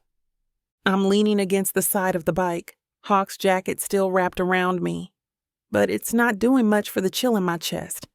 My legs ache, my arms feel like lead, and my head's pounding like I'm on the edge of breaking apart. How much longer do we have to do this? I blurt, the words slipping out before I can stop them.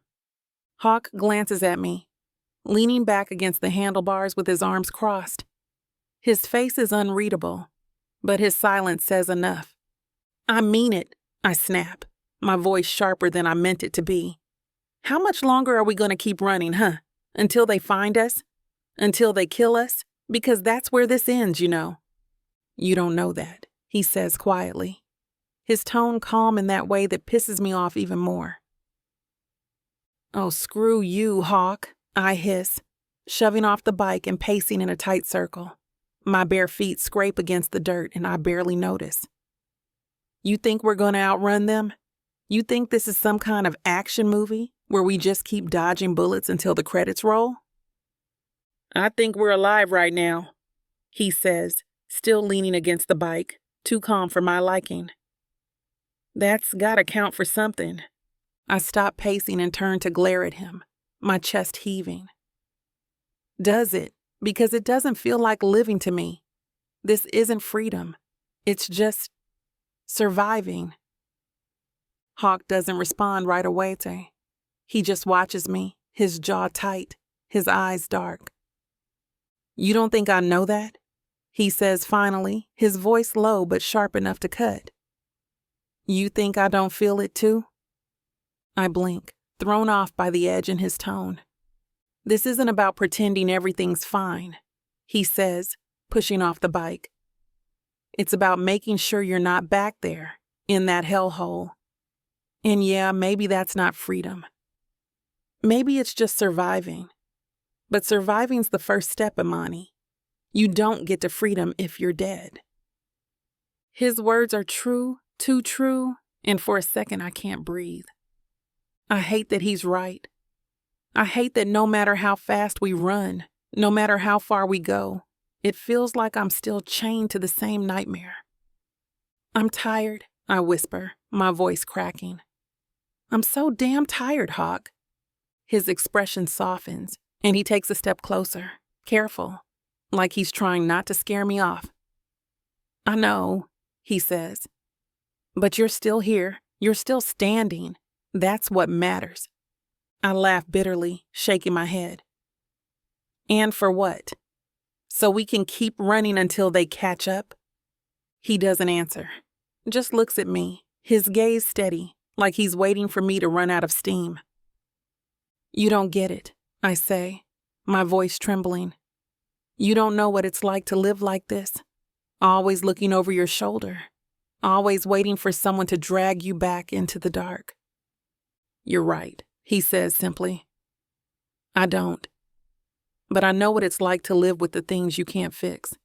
And I know what it's like to fight for something that feels impossible. I stare at him, my throat tight, my hands clenched into fists at my sides. The way he's looking at me. Damn, why does he have to look at me like that? My chest constricts. Freedom feels impossible, I say quietly, barely able to get the words out. It's not, he says, his voice firm. I don't know how long it's going to take or how far we'll have to go, but it's not impossible. You just have to keep going, even when it feels like it is. The weight in his words settles into something deep inside me, something I've been trying to ignore. What if there's no way out? I ask quietly.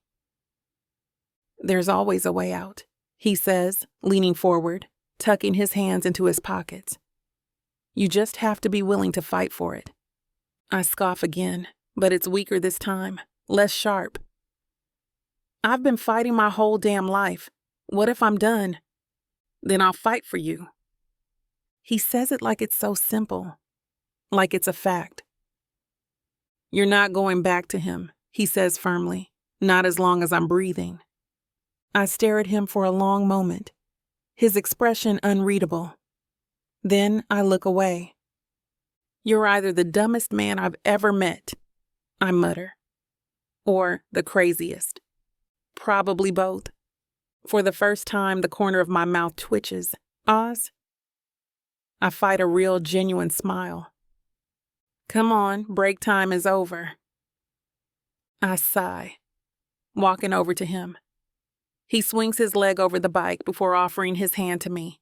I take it, climbing on, and I can't stop my arms from the way they slide around his middle gently, The way I pull my body up against his and rest my head on his back. It's because I don't want to fall off. At least, that's what I tell myself.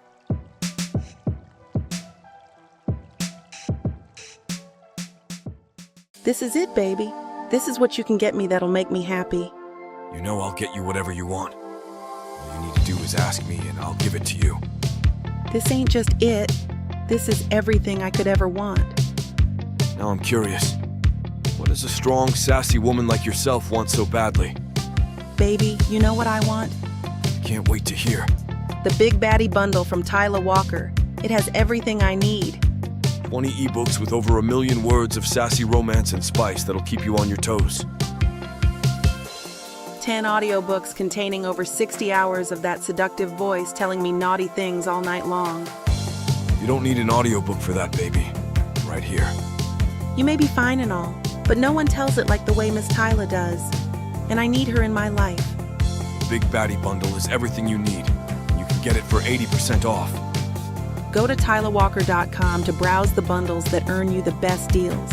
It's time you treat yourself. Because you deserve it. Escape your life with Miss Tyla.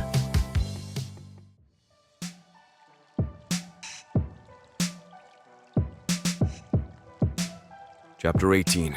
Hawk. I cut the engine, scanning the unfamiliar car in the driveway. Every muscle tenses as I assess potential threats. The house sits back from the road, trees providing decent cover.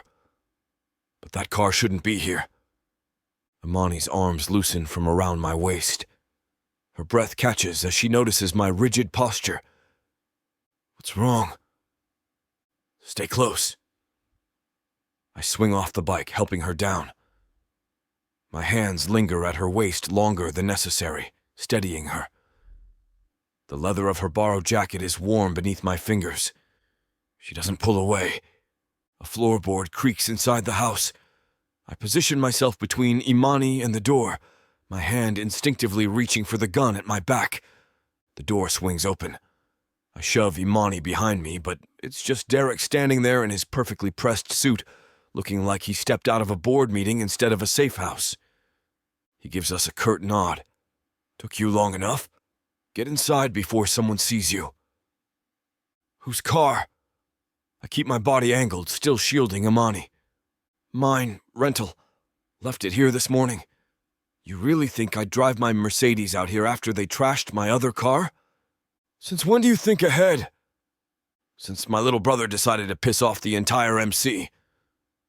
Derek steps back, holding the door. Now get in here before I change my mind about harboring fugitives. I feel Imani's fingers curl into the back of my jacket, a silent question. I give her a reassuring nod and guide her inside, keeping myself between her and any potential threat until we clear the threshold. The door clicks shut behind us with quiet finality. Derek slides 3 deadbolts into place and punches a code into the security panel. Made it just fine, I see. Don't worry, this place is Fort Knox. Motion sensors, cameras, the works. Nothing gets within 50 feet without me knowing. I roll my shoulders, every muscle screaming from the long ride. The weight of the past few days crashes down, and I catch a whiff of myself. Not pleasant. I need a shower. Derek, get her something to eat and show her where she can crash. Imani's spine straightens. I don't need a babysitter. No one's babysitting, Derek says, loosening his tie. But you look like you could use a meal that isn't gas station snacks. Bathroom's the last door down the hall, da. Hawk. I can find the kitchen myself. I turn to her, keeping my voice low. Let him help. I'll be quick. I'm not some child who needs watching. Her eyes flash with that familiar steel, the one that first caught my attention at Riker's. I've taken care of myself for years. And now you don't have to. The words come out rougher than intended. I soften my tone. Just let us help. Derek clears his throat. The kitchen's this way if you're interested. I make a mean grilled cheese and I promise not to hover. Imani's jaw works for a moment before she gives a short nod. Fine, but only because I'm starving. Good enough for me. I head for the stairs, my boots heavy on each step. Try not to kill each other while I'm gone. No promises, Derek calls after me. Your girl's got quite the attitude. Not my girl, I mutter, but I can't help the small smile tugging at my lips as I hear Imani's sharp retort follow me down the hall. The bathroom mirror doesn't lie. It never has. A stranger stares back at me, ringed by steam from the shower I've just cranked to an almost painful heat. My reflection is haggard, the lines on my face etched stark and deep, like someone's taken a knife to my skin, carving out the toll of the road and the weight of my past. I peel off my clothes, each layer a map of sweat and grime and the staining of blood that's not my own. The fabric hits the tiles with a thud, and I step under the scalding stream, letting it pummel my back and wash away the detritus of the last few days. The heat seeps into my muscles, coaxing them to unclench, but my mind refuses to quiet. It's a relentless hamster wheel, churning with thoughts of Imani. I can still feel the press of her body against mine on the bike, the way she held on to me like I was her lifeline in a stormy sea. It's wrong, so damn wrong, but I can't shake the images that flood my brain. Her fierce eyes, the curve of her lips when she's trying to hide her fear, the softness of her skin that I've only glimpsed. My body reacts in a way that's as involuntary as breathing, a surge of desire that's as potent as it is inappropriate. I close my eyes, bracing a hand against the slick tile wall. The water cascades over me, a liquid curtain that separates me from the world, from her. I know I should push these thoughts aside, focus on the danger at our heels, but I'm only human. I hate to put a stop to a good time, but it looks like we've hit this platform's limit for spiciness. This platform's got some rules we have to play by if we want to keep giving you these stories for free. And trust me, this scene isn't something you want to miss. While we can't get into all the details here, you can still dive into the full, uncut version at TylaWalker.com. Miss Tyla has an entire collection of unabridged audiobooks and ebooks waiting for you. And the best part? You can treat yourself with 40% off when you use the code SAVE40. That's right. You'll save on any digital product, even bundles that are already discounted. Miss Tyla would never let anyone feel the kind of disappointment you must be feeling right now. So why wait? Treat yourself with Miss Tyla.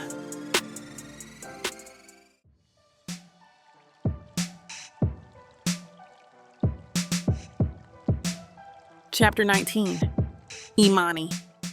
I hate this feeling. The waiting, the pacing, the not knowing if we're going to make it through another night. It's like my chest is caught in a vice, squeezing tighter and tighter with every second that ticks by. I sit on the edge of the bed, my knees pulled up, Hawk's jacket wrapped around me like it can keep me safe. It can't. Nothing can. Not really. I glance out the window, the curtains only half closed, and watch the trees sway in the wind. It's quiet out here, too quiet, but that doesn't mean anything. Quiet doesn't mean safe. Quiet's just the space between explosions. The door creaks open behind me, and I don't have to turn around to know it's Hawk. His boots are heavy. The floor creaks with his weight, and he smells like leather and faint cigarette smoke, even when he hasn't been smoking. "You okay?" he asks, his voice low, careful. I don't look at him. I'm fine. It's a lie. He knows it. I know it, but he doesn't call me on it. Just steps further into the room. I hear the scrape of the chair as he pulls it out and sits down. I brought you something to change into, Hawk says. I turn around, and my breath catches. He's standing there in Derek's borrowed clothes, a black Henley that stretches across his chest, and dark jeans that fit him just right. His damp hair curls slightly at his neck, and water droplets trail down his throat to disappear beneath his collar. The shirt clings to his shoulders, showing off the kind of strength that comes from years of fighting, not a gym. Dark ink peeks out from under his sleeves, telling stories I'm not ready to hear. My stomach does a slow flip. He looks softer somehow, more human.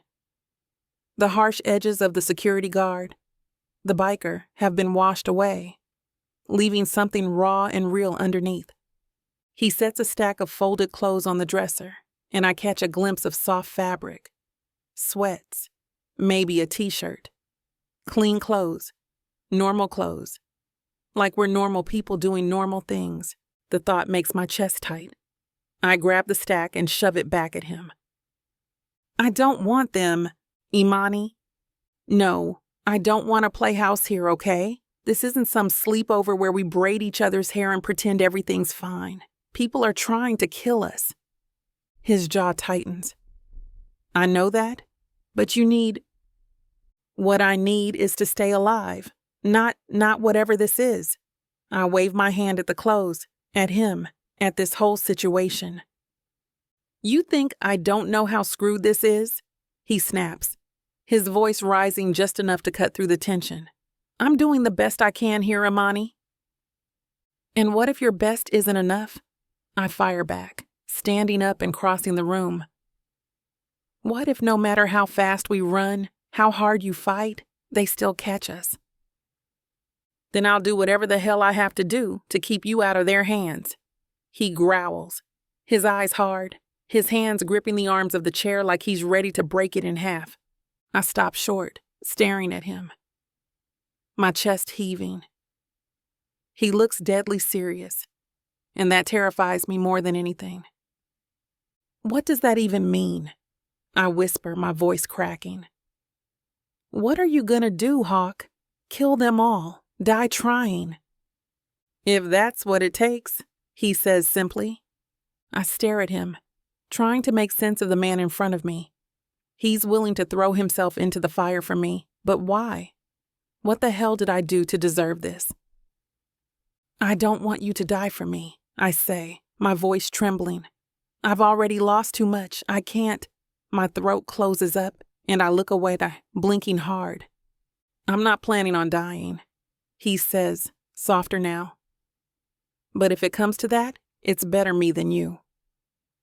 Stop saying stuff like that, I snap, my voice breaking. You don't get to decide that for me, Hawk. You don't get to throw your life away like it's nothing. He leans forward, his elbows resting on his knees, and looks me in the eye. This isn't about me, Imani. It's about making sure you don't get dragged back to Riker. You don't know what that would do to you. I do. I flinch, his words cutting deeper than I want to admit. He's right. I don't know what it would do to me, not really. But the thought of going back, it's enough to make my stomach churn and my hands shake. I wrap my arms around myself, staring at the floor. I'm so tired. Tired of running. Tired of looking over my shoulder. Tired of feeling like every step forward is just another step towards something worse. Fine, I mutter, standing up and walking to the window. But if you get yourself killed, I swear I'll never forgive you. His smirk is faint, but it's there. Deal. Chapter 20. Hawk. I want to kill him. Every time I close my eyes, I see Riker's face. That smug, twisted grin like he's already won. Like no matter how far we run, no matter how hard I fight, he's got the upper hand. It'd be so easy to end it. One bullet, one swing of a knife, and he'd be done. The world would be better off, and I'd finally get to sleep at night without his shadow hanging over me. But I know better. Killing Riker doesn't fix this. It doesn't untangle all he's got his hands in, and it sure as hell doesn't make Imani safe. I'm sitting in the living room, leaning forward on the couch, my elbows on my knees, staring at the floor like it's gonna give me the answers I'm looking for. It's not. The whole house is quiet. Derek's off handling his connections, and Imani's upstairs.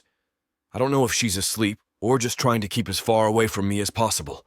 Either way, she's not here, and that's probably for the best, because right now all I can think about is how I've got no idea what to do next. Running's not working. Hiding's not working. And killing Riker? That's a short-term fix for a long-term problem.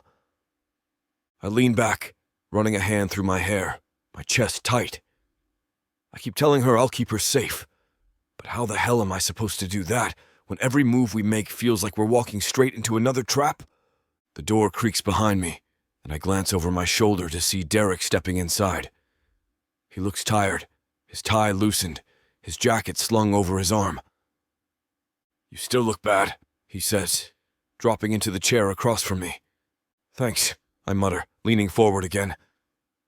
He sighs, rubbing the back of his neck. "All right, let's hear it. What's going through that thick skull of yours?" I hesitate, my jaw tightening. I want to kill him. Derek raises an eyebrow. "Riker?" I nod. "Well, that's not exactly a shock," he says dryly. "But I assume you're not just sitting here fantasizing about murder. What's your actual plan?" "That's the problem," I mutter. "I don't have one."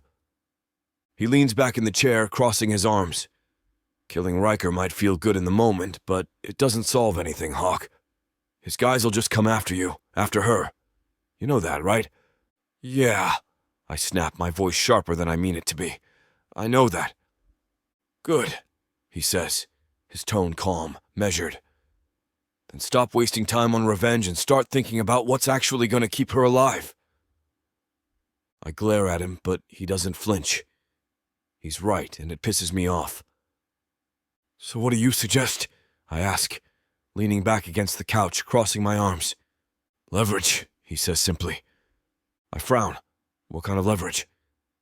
"The kind that makes Riker back off," he says, leaning forward, his eyes sharp. "He's got enemies, Hawk. Powerful ones. If we can make his life more complicated than it already is, he'll have no choice but to cut his losses." "And how the hell do we do that?" He smirks, that lawyerly smug as crap look that always made me want to punch him when we were kids. "Leave that to me." I stare at him, trying to figure out if he's full of it or actually onto something. "You really think you can make him back off?" "I don't make promises I can't keep," he says, standing up and straightening his tie. "But if anyone can twist Riker's arm without getting theirs broken, it's me. For the first time all day, I feel a sliver of hope, small and fragile, but it's there." "You better be right about this," I mutter, standing up and following him to the door of his office. "I'll take that as a thank you, little brother." He glances back at me, his smirk fading just a little. "I don't have the luxury of being wrong, Hawk. Neither do you." When I check on Imani, she's sitting on the bed still, staring out the window again. Thankfully, she changed into the clothes I offered her before. It even looks like she took a shower, her slightly damp hair twisted up on the top of her head. She doesn't turn when I step inside, but I can feel the tension radiating off her. "We're gonna figure this out," I say, leaning against the door frame. She doesn't look at me. "You've been saying that since this all started, and I'll keep saying it until it's true." She finally turns, her eyes tired but sharp. "What if it's never true, Hawk? What if this is just our life now?" "It won't be," I say firmly, stepping further into the room. "I promise." My words don't reach her. Imani rocks on the bed, her arms wrapped tight around herself, shoulders hunched forward like she's trying to disappear. "He's going to find me. He always finds everyone." Her voice cracks. "And when he does—" She shakes her head, her breath coming faster. "God, what was I thinking? I can't do this. I can't—" "Imani." I step closer, but she backs away. "You don't understand. He'll kill you. Both of you." Her fingers dig into her arms. "And then I'll be alone again. Always alone. Forever alone with him, and that's not gonna happen." She spins toward me, eyes wild. "You don't know that. You can't promise that. He's everywhere. He's always everywhere, and I can't. I can't breathe." My chest aches watching her spiral deeper. Words aren't working. Nothing's working. She's trembling, drowning in terror, and I need to pull her back. Before I can think it through, I cross the room in 2 strides. My hands cup her face, and I press my lips to hers. Chapter 21. Imani. His mouth is soft against mine, a stark contrast to the hard lines of his body. The kiss deepens, and for a moment, I forget everything. Riker, the brothel, the danger. There's only the warmth of Hawk's lips and the gentle way his hands cradle my face. Reality crashes back. I wrench away from him, and my fist connects with his jaw before I can think better of it. The crack of impact echoes in the quiet room. Oh God! My hands fly to my mouth, horror flooding through me. Holy hell! I kissed him.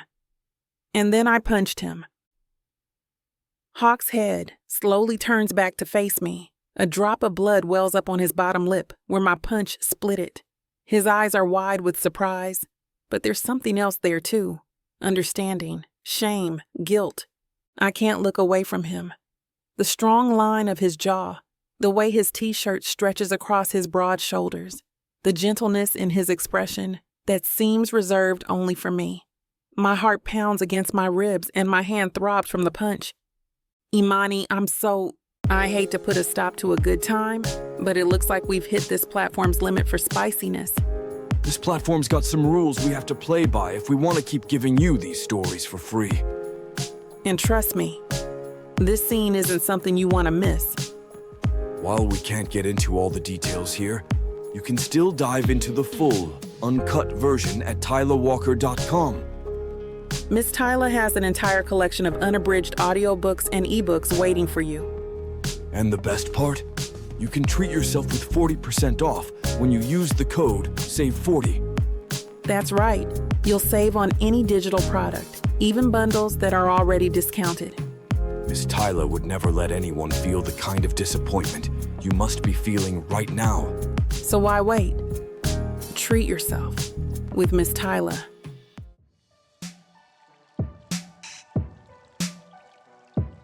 Chapter 22. Hawk. What just happened to me? Imani gasps, her voice trembling as her body comes down from the high of her pleasure. Imani has never come before. That realization causes 2 very different reactions in me. The first is that I'm the only one who has ever made her come like that. The second is that I'm the only one who has made her come. Dane? She asks, pleading with me for an answer. I hate that name. But when she says it, it feels like coming home. I reach up and brush a damp strand of her curly hair out of her face. You just came, I confess hesitantly. Her eyes widen into saucers. That is what coming is. My fingers curl violently into the sheet beside her head as I restrain the urge to lose it. I nod. Her chest is heaving with labored, shallow breaths, but I focus on her eyes as they return to normal. They shift to the side, suddenly bashful. I've never... I know, I whisper, the words wrenching my stomach into knots. Imani's eyes, a tumultuous sea of vulnerability and desire, lock onto mine, and I feel my resolve waver. Can you... Do you think you could... do that to me again? She asks, her voice a hesitant whisper that fans the flames of a hunger I've been fighting to keep leashed. I draw in a ragged breath, wrestling with the words. Imani, no, I couldn't. My voice trails off, the taste of her still on my lips, the weight of her unspoken fears pressing down on me. It's too soon, I tell myself. But then the sheen of tears in her eyes guts me. I've misunderstood, and the realization guts me when it hits with her words. So it was just one time, she says, saying it like it's already final. My palm cups her cheek and I guide her gaze back to mine. That's not what I meant, I say, my tone soft yet firm. I can make you come over and over again, baby. I just don't want to push your body too far.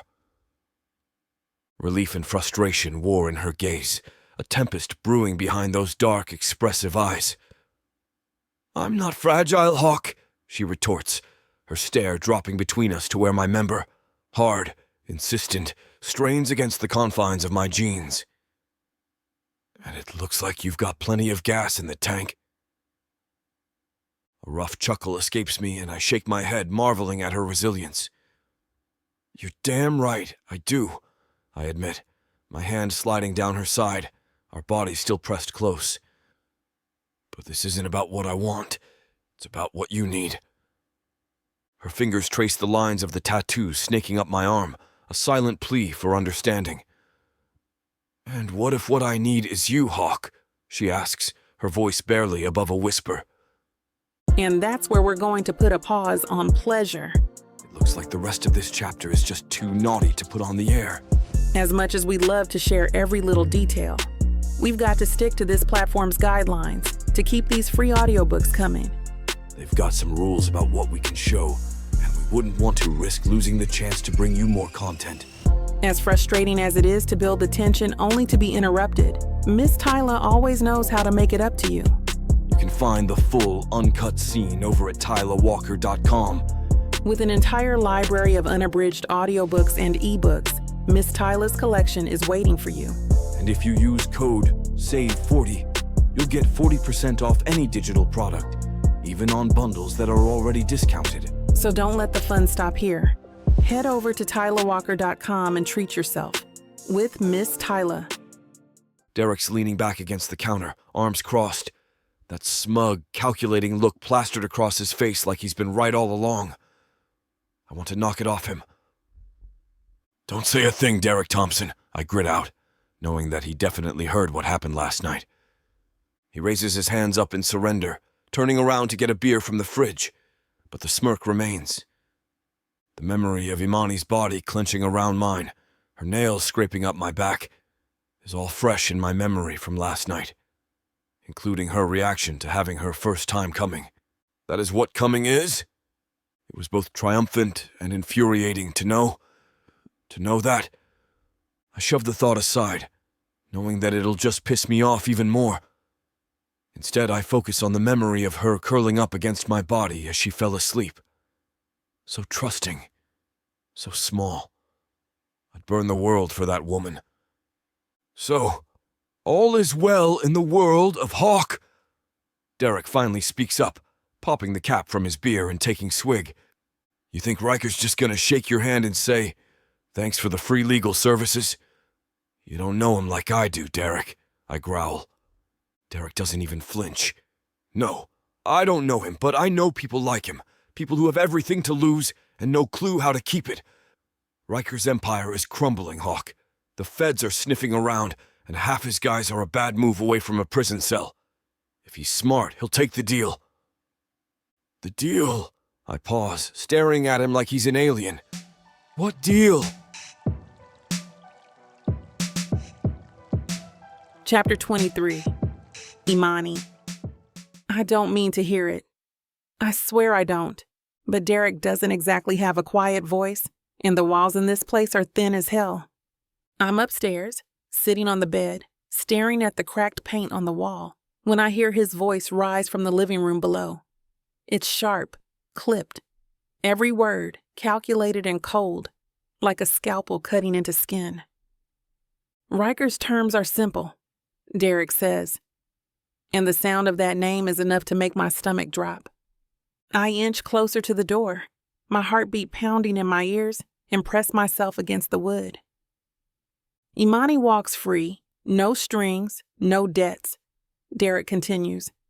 In exchange, I provide full legal representation for Riker and his crew. Federal cases, local bull, whatever they need to stay out of prison. My team handles it. There's a pause, and then Hawk's voice cuts in, low and rough. And what's the catch? There's always a catch. Derek sighs, and I can almost hear him rolling his eyes. The catch is Riker's going to want assurances. He's not going to agree to let her go unless he's confident we won't come after him later. What kind of assurances? Hawk growls. Immunity, Derek says. No retaliation, no loose ends. He wants a clean slate. There's a pause before Hawk speaks again. You mean me? I slap my hand over my mouth to keep the noise in. The sick feeling that's been sitting in my stomach all day is clawing its way up my throat now, threatening to spill over. Even my freedom comes with a price. I don't realize I've moved until I'm at the top of the stairs, leaning against the banister, staring down at them. Hawk's pacing the room, his hands flexing into fists at his sides, his whole body wound tight like he's ready to snap. Derek, on the other hand, is calm as ever. Sitting on the couch like this is just another business deal for him. It is, I guess.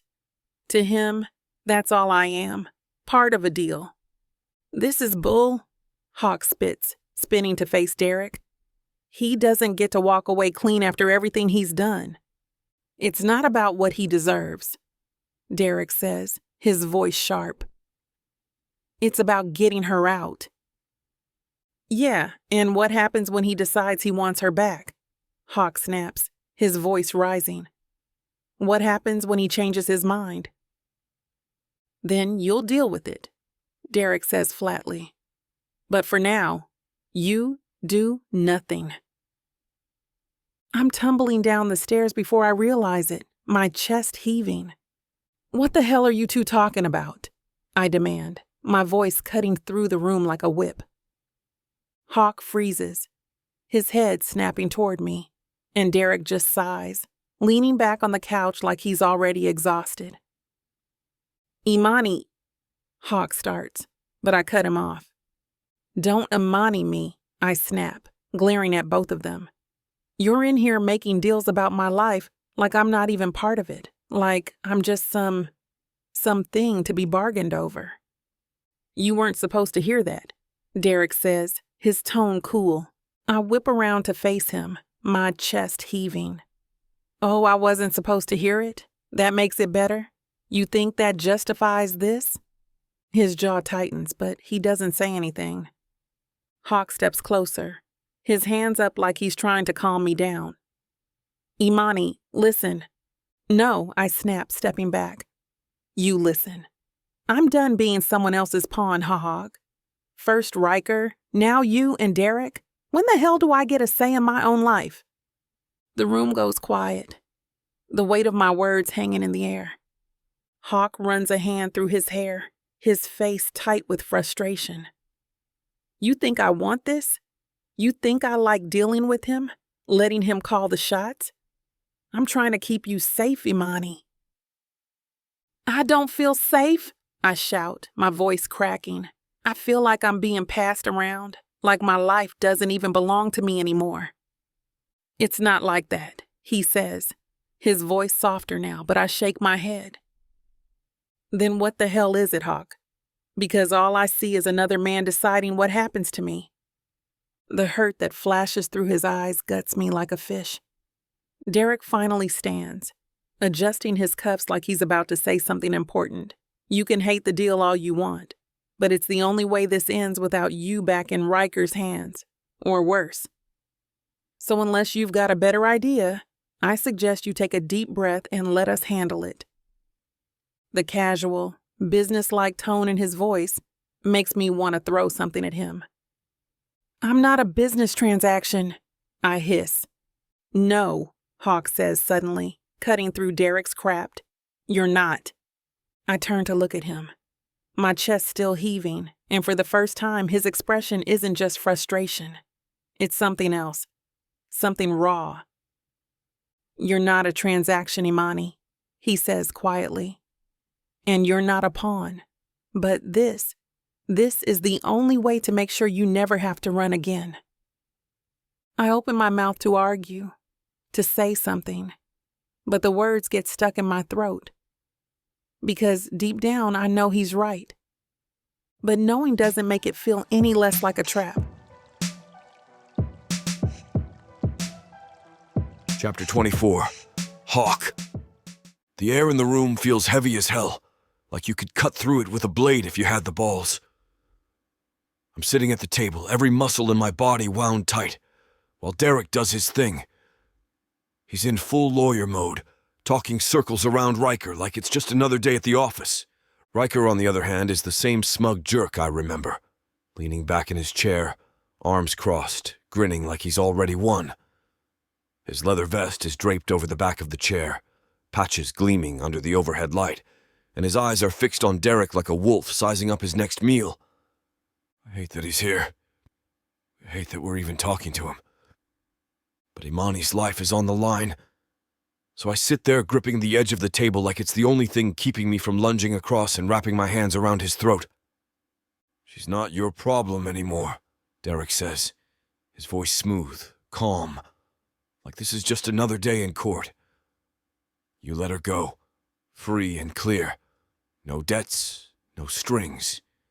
And in exchange, I handle all your legal stuff. Federal cases, state cases, whatever you need to keep your business running." Riker laughs, low and slow, shaking his head. "You think I care about her debts? She's my property. You don't just walk away from me, no matter what deal you think you've got." That word, property, makes my blood boil. "Watch your mouth!" I snap, my voice low and dangerous. Riker glances at me, his grin widening. "Oh, look at you, all protective. Never thought I'd see the day Dane Hawk Thompson grew a conscience." "Shut the hell up!" I growl, leaning forward, my fists clenching on the table. Derek shoots me a sharp look like he's telling me to stay in my lane, but I can't help it. Every word out of Riker's mouth makes me want to break something, preferably his face. "Enough," Derek says, cutting through the tension like a knife. "You don't need her, Riker. You've got bigger problems to deal with, and you know it. This deal gives you exactly what you need. Someone to keep you out of prison." Riker leans back, stroking his beard like he's considering it. But I know him. I know he's just playing, dragging this out to see how far he can push us. "And what's stopping me from taking your deal and keeping her?" he asks, his grin sharp as a blade. "Me," I say, my voice cold. The grin fades just a little, and his eyes narrow as he looks at me. "You think you scare me, Hawk," he says, leaning forward now, his tone low and menacing. "You think walking away makes you a hero? You're still just a coward who turned his back on his brothers." I don't blink, don't flinch. "You come near her again, and I'll show you exactly what kind of coward I am." The silence stretches, thick and suffocating, as we stare each other down. My fists ache from how hard I'm clenching them, but I don't look away. Derek clears his throat, cutting back in before things can boil over. "This isn't about you two," he says sharply. "This is about what's best for business. Let her go, Riker. She's not worth the heat." Riker leans back again, his grin gone now, replaced by something colder. He taps his fingers on the table, staring at Derek like he's trying to see through him. Finally, he nods. "Fine, but it's gonna cost you." Derek doesn't blink. "What's the price?" Riker's eyes shift to me, and his grin returns, slow and cruel. "Hawk." The room goes still. "Hawk," Derek repeats plainly, his tone dry. Riker smirks like the arrogant bastard he is. "That's right. I don't want him back. Traitors can't be trusted, but they do need to be punished."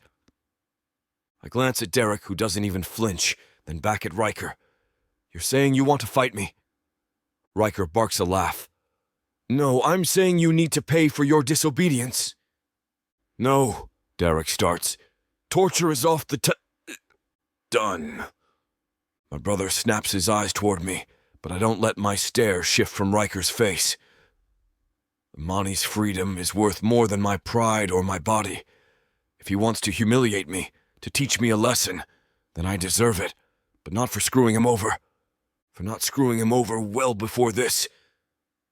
Derek sits back, folding his hands in front of him. "We'll draft the paperwork. It'll be official by tomorrow." Riker stands, grabbing his vest and slinging it over his shoulder. He looks at me one more time, his grin razor sharp. "Good. I'll see you tomorrow night for the signing, Hawk." I don't say anything. Just watch him walk out the door, every step of his boots echoing like a goddamn countdown. After he's gone, the tension in the room snaps like a rubber band. Derek leans forward, rubbing his temples. Well, that was fun. I stand, my fist still clenched. I should have killed him right there. You think he'll stick to it? I ask, my voice low. Derek looks up at me, his eyes tired. You don't have to go through with it. I would have found another way. No, I snap. I'm done arguing. If he wants my blood for Imani's freedom, he can have it. He can kill me for all I care, as long as she's safe. Hawk, Derek calls after me, his tone softer now. I pause, glancing back at him. You did good, he says quietly. For what it's worth. I don't answer. I just head upstairs, every step feeling heavier than the last. Imani deserves to know what went down. But telling her, that's going to be harder than any fight I've ever been in. Chapter 25. Imani. Free. That's the word Hawk used when he came upstairs to tell me what went down with Riker. He stood there in the doorway, all big and brooding, his voice low like he was scared to say it too loud. You're free, he said. Just like that. But it doesn't feel like freedom. I'm sitting on the edge of the bed, staring at the wall like it's going to give me answers. But all I've got is this sinking feeling in my gut. Free. What the hell does that even mean? You okay? Hawk asks, from where he's leaning against the doorframe. He hasn't moved since he told me, like he's waiting for me to freak out or something. I turn to him, my hands gripping the edge of the bed. You really think this is freedom? He frowns, crossing his arms. Riker's done with you. That's all that matters. That's all that matters to you, I snap, standing up so fast the bed creaks behind me. You don't get it, do you? You and Derek made this deal without even asking me, and now I'm supposed to just, what? Be grateful? That your brother is involved in he doesn't deserve? Hawk sighs, running a hand through his hair. What the hell else were we supposed to do, Imani? Ask Riker to pretty please let you go? That's not how this works. I let out a bitter laugh, pacing across the room. No, it's not how it works. How it works is I'm just a pawn in somebody else's game. Again. Riker called the shots before, and now it's you and Derek. Tell me, Hawk, when do I get to call the shots? He pushes off the doorframe, his jaw tight. This wasn't about control. It was about keeping you alive. Maybe I don't want to just survive, I shout, spinning to face him. Did you ever think about that? Did you ever stop to think that maybe I want more than just breathing and running and waiting for the next jerk to decide what happens to me? Hawk stares at me, his eyes dark, his face unreadable. For a second, I think he's going to snap back, but he doesn't. He just stands there, letting my words hang in the air like they're choking us both. You're free, Imani, he says finally, his voice low. What you do with that is up to you now. I laugh again, but it's shaky, bitter. Am I? Because it doesn't feel like it. It feels like I just traded one leash for another, and now I'm supposed to act like it's not there. Hawk doesn't answer right away. He just looks at me, his hands curling into fists at his sides. You think this was easy for me? He asks, his voice quieter now but sharper. You think I wanted to make a deal with him? That I wanted to sit across from Riker and play nice while he acted like he still owned you? I flinch at his words, but he doesn't stop. I did what I had to do, he says, stepping closer. Because I couldn't let him have you, not again. Not ever. So yeah, maybe this isn't the perfect answer, but it's the only one we had. My throat feels tight, my chest heavy, and I hate that part of me knows he's right. I stare at Hawk, my heart pounding against my ribs like it's trying to break free. His face is a storm of emotions. Hurt, determination, anger, something else I can't name. Something that reminds me of last night. of his fingers trailing down my spine, of whispered promises in the dark. The memory of his touch burns through me, gentle and careful, like I might shatter. No one's ever touched me like that before. Like I matter. Like I'm precious. But then there's Riker's smug face floating in my mind, dealing away my life like it's just another business transaction. And Hawk let him. He and Derek sat there and bartered me away without even asking what I wanted. My fingers curl into fists at my sides. "You're just like them," I say, the words tasting like poison on my tongue. Making decisions about my life without me. Trading me around like I'm nothing but property. Hawk takes a step toward me, his jaw clenched tight. "That's not what happened. Isn't it?" The urge to close the distance between us, to bury my face in his chest and let him hold me, is overwhelming. Instead, I wrap my arms around myself, digging my nails into my skin. "Screw you, Hawk." He freezes, his eyes darkening. For a moment, he just stands there, staring at me like I've slapped him.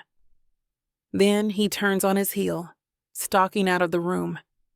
The door slams behind him, hard enough to rattle the walls. The sound echoes through me, hollow and final. Chapter 26. Hawk. I slam my fist against the doorframe, the wood splintering under my knuckles. The pain barely registers through my anger. Imani's words echo in my head, comparing me to Riker, to the men who hurt her. My stomach churns.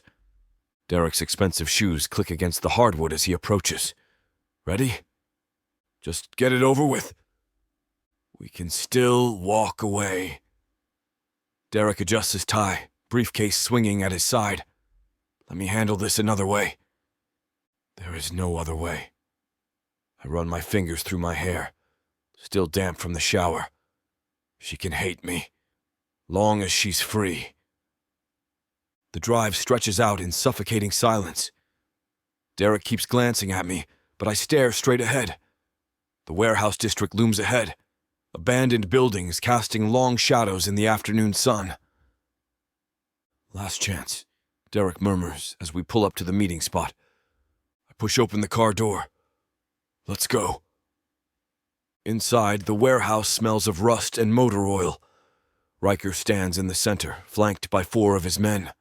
His signature shark-like grin spreads across his face when he spots us. The prodigal son returns. He spreads his arms wide, and he brought his fancy lawyer brother. "The paperwork's ready," Derek says, all business. His voice echoes off the metal walls. "Always so formal, Derek." Riker's eyes never leave my face. "But first, I think your brother and I need to have a conversation about loyalty." "You aren't laying a hand on him until I have your signature," Derek says, his voice carrying that courtroom authority. Riker's laugh bounces off the warehouse walls. "If you insist." He snatches the pen from Derek's hand, scrawling his signature across the bottom of the contract with unnecessary flourish. Derek inspects the paper, then tucks it into his briefcase. "Good." "Oh, you can see yourself out now, counselor." "No." Derek plants his feet. "I'm staying." My heart clenches. This isn't part of the plan. Derek. "Shut up, Dane." Riker's men grab my arms, the chains cold against my wrists as they string me up. The rusty pulley creaks overhead, metal grinding against metal until my feet barely touch the ground. My shoulders strain under my own weight. Riker circles me like a shark, that signature smirk playing across his face. His rings catch the dim light as he flexes his fingers. "I've been wanting to do this for a long time." "Do it then." I meet his gaze. "Or are you gonna monologue all day?" His fist connects with my ribs. The chains rattle as I swing, but I don't give him the satisfaction of a sound. Derek's sharp intake of breath echoes through the warehouse. "You always did have a smart mouth." Riker cracks his knuckles. "Let's see if we can fix that." Blood fills my mouth as Riker's fist connects with my jaw again. The metallic taste mingles with the rust and oil hanging in the warehouse air. The chains bite into my wrists, my shoulders screaming from supporting my weight. Remember when you were on this side? Riker circles me, his boots scraping against concrete. Helping me deal with traitors? I spit red onto his shoes. His answering punch drives into my ribs, something cracking beneath the blow. The pain steals my breath. Boys, Riker calls out, come show our friend what loyalty means. His men step forward, taking turns. One catches me in the kidney, another splits my eyebrow. The hits blur together, my body swinging like a punching bag between them. Through swollen eyes, I catch Derek's gaze. His jaw clenches, hands balled into fists at his sides. The perfect suit looks out of place here in this warehouse full of blood and violence. For a moment, I see past the tailored exterior to the brother who used to patch me up after schoolyard fights. His expression hardens, but there's something else there. Something that looks a lot like worry. Riker's ring-covered knuckles snap my head back. Eyes on me, traitor.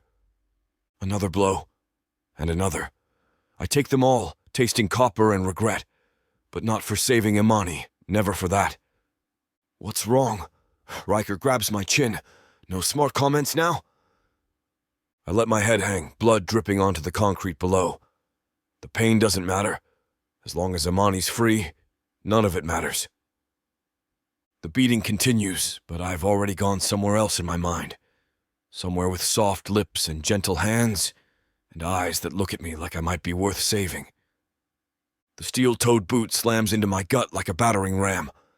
My stomach lurches, acid burning up my throat. Blood and bile mix in my mouth as I hang there, chains biting into my wrists.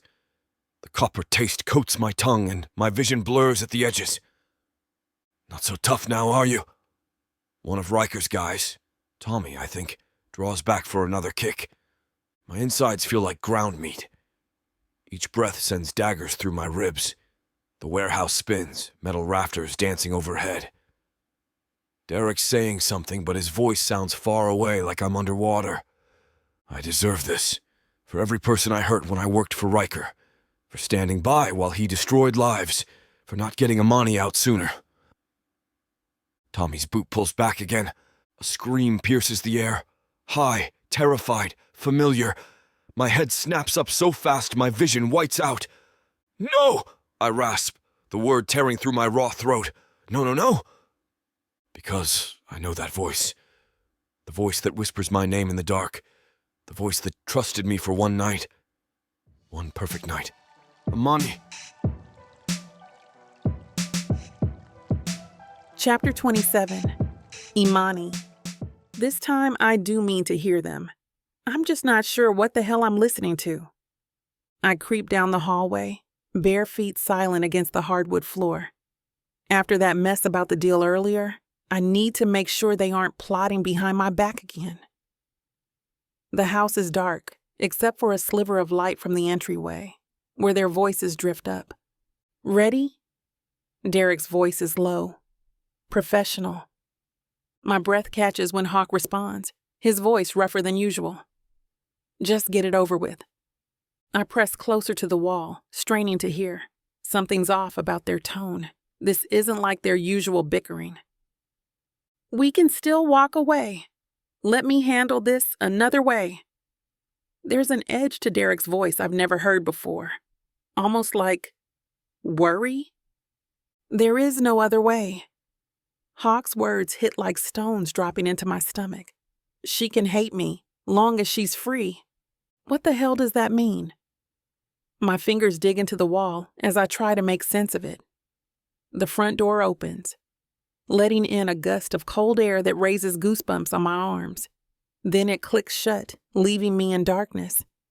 I hurry down the stairs, my heart pounding against my ribs. The driveway lights flicker on through the window as an engine starts up. Where are they going at this hour? And what was Derek trying to get Hawk to walk away from? My hand finds the banister as I reach the bottom step. The clock on the wall reads 11:45 p.m. Something's very wrong here. I can feel it in my bones. I sprint to the garage, my bare feet slapping against the cold concrete. Hawk's motorcycle looms in the darkness like some kind of metal beast. My hands shake as I fumble with the keys, dropping them twice before I manage to get them in the ignition. Come on, come on. The engine roars to life, making me jump.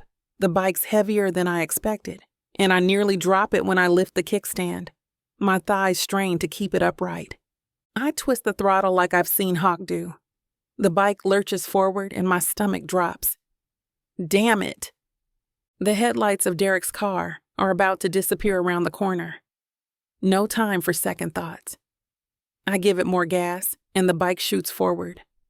Wind whips through my hair as I race down the empty street, blowing through the stop sign. My heart pounds as I follow Derek's taillights at a distance, trying to remember how Hawk handled the curves.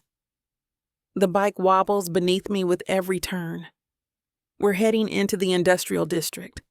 All abandoned warehouses and broken streetlights. Derek's car pulls up to a decrepit building. I kill the engine and coast to a stop in the shadows.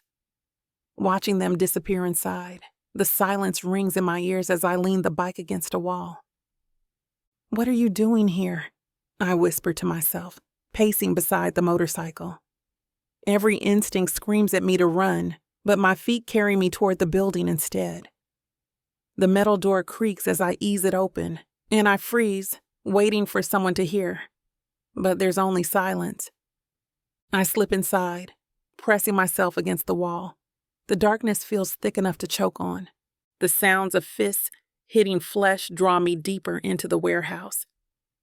My heart pounds as I follow the echoes, each step bringing me closer to grunts of pain that sound horrifyingly familiar. The scene that greets me through the doorway stops my breath. Hawk hangs from rusty chains, blood dripping from his face onto the concrete floor. His shirt is torn, revealing dark bruises already forming across his ribs. One of Riker's men pulls back his boot for another kick. A scream tears from my throat before I can stop it. I burst through the door, my feet carrying me toward Hawk until strong arms catch me around the waist. Let me go. I thrash against Derek's grip, but he holds firm. How can he just stand there while they do this to his own brother? Imani. Derek's voice is as cold and calculated as ever. Stop. It's okay. The words hit me like a slap. Nothing about this is okay. Nothing about watching watching Hawk being beaten to death could ever be okay. Riker's laugh slithers through the air, raising every hair on my body. He steps between me and Hawk, his presence as suffocating as ever. Don't you know? This is the price for your freedom, sweetheart. My stomach turns at the pet name on his lips. Memories of similar words whispered in dark rooms flash through my mind. But I'm not that scared girl anymore.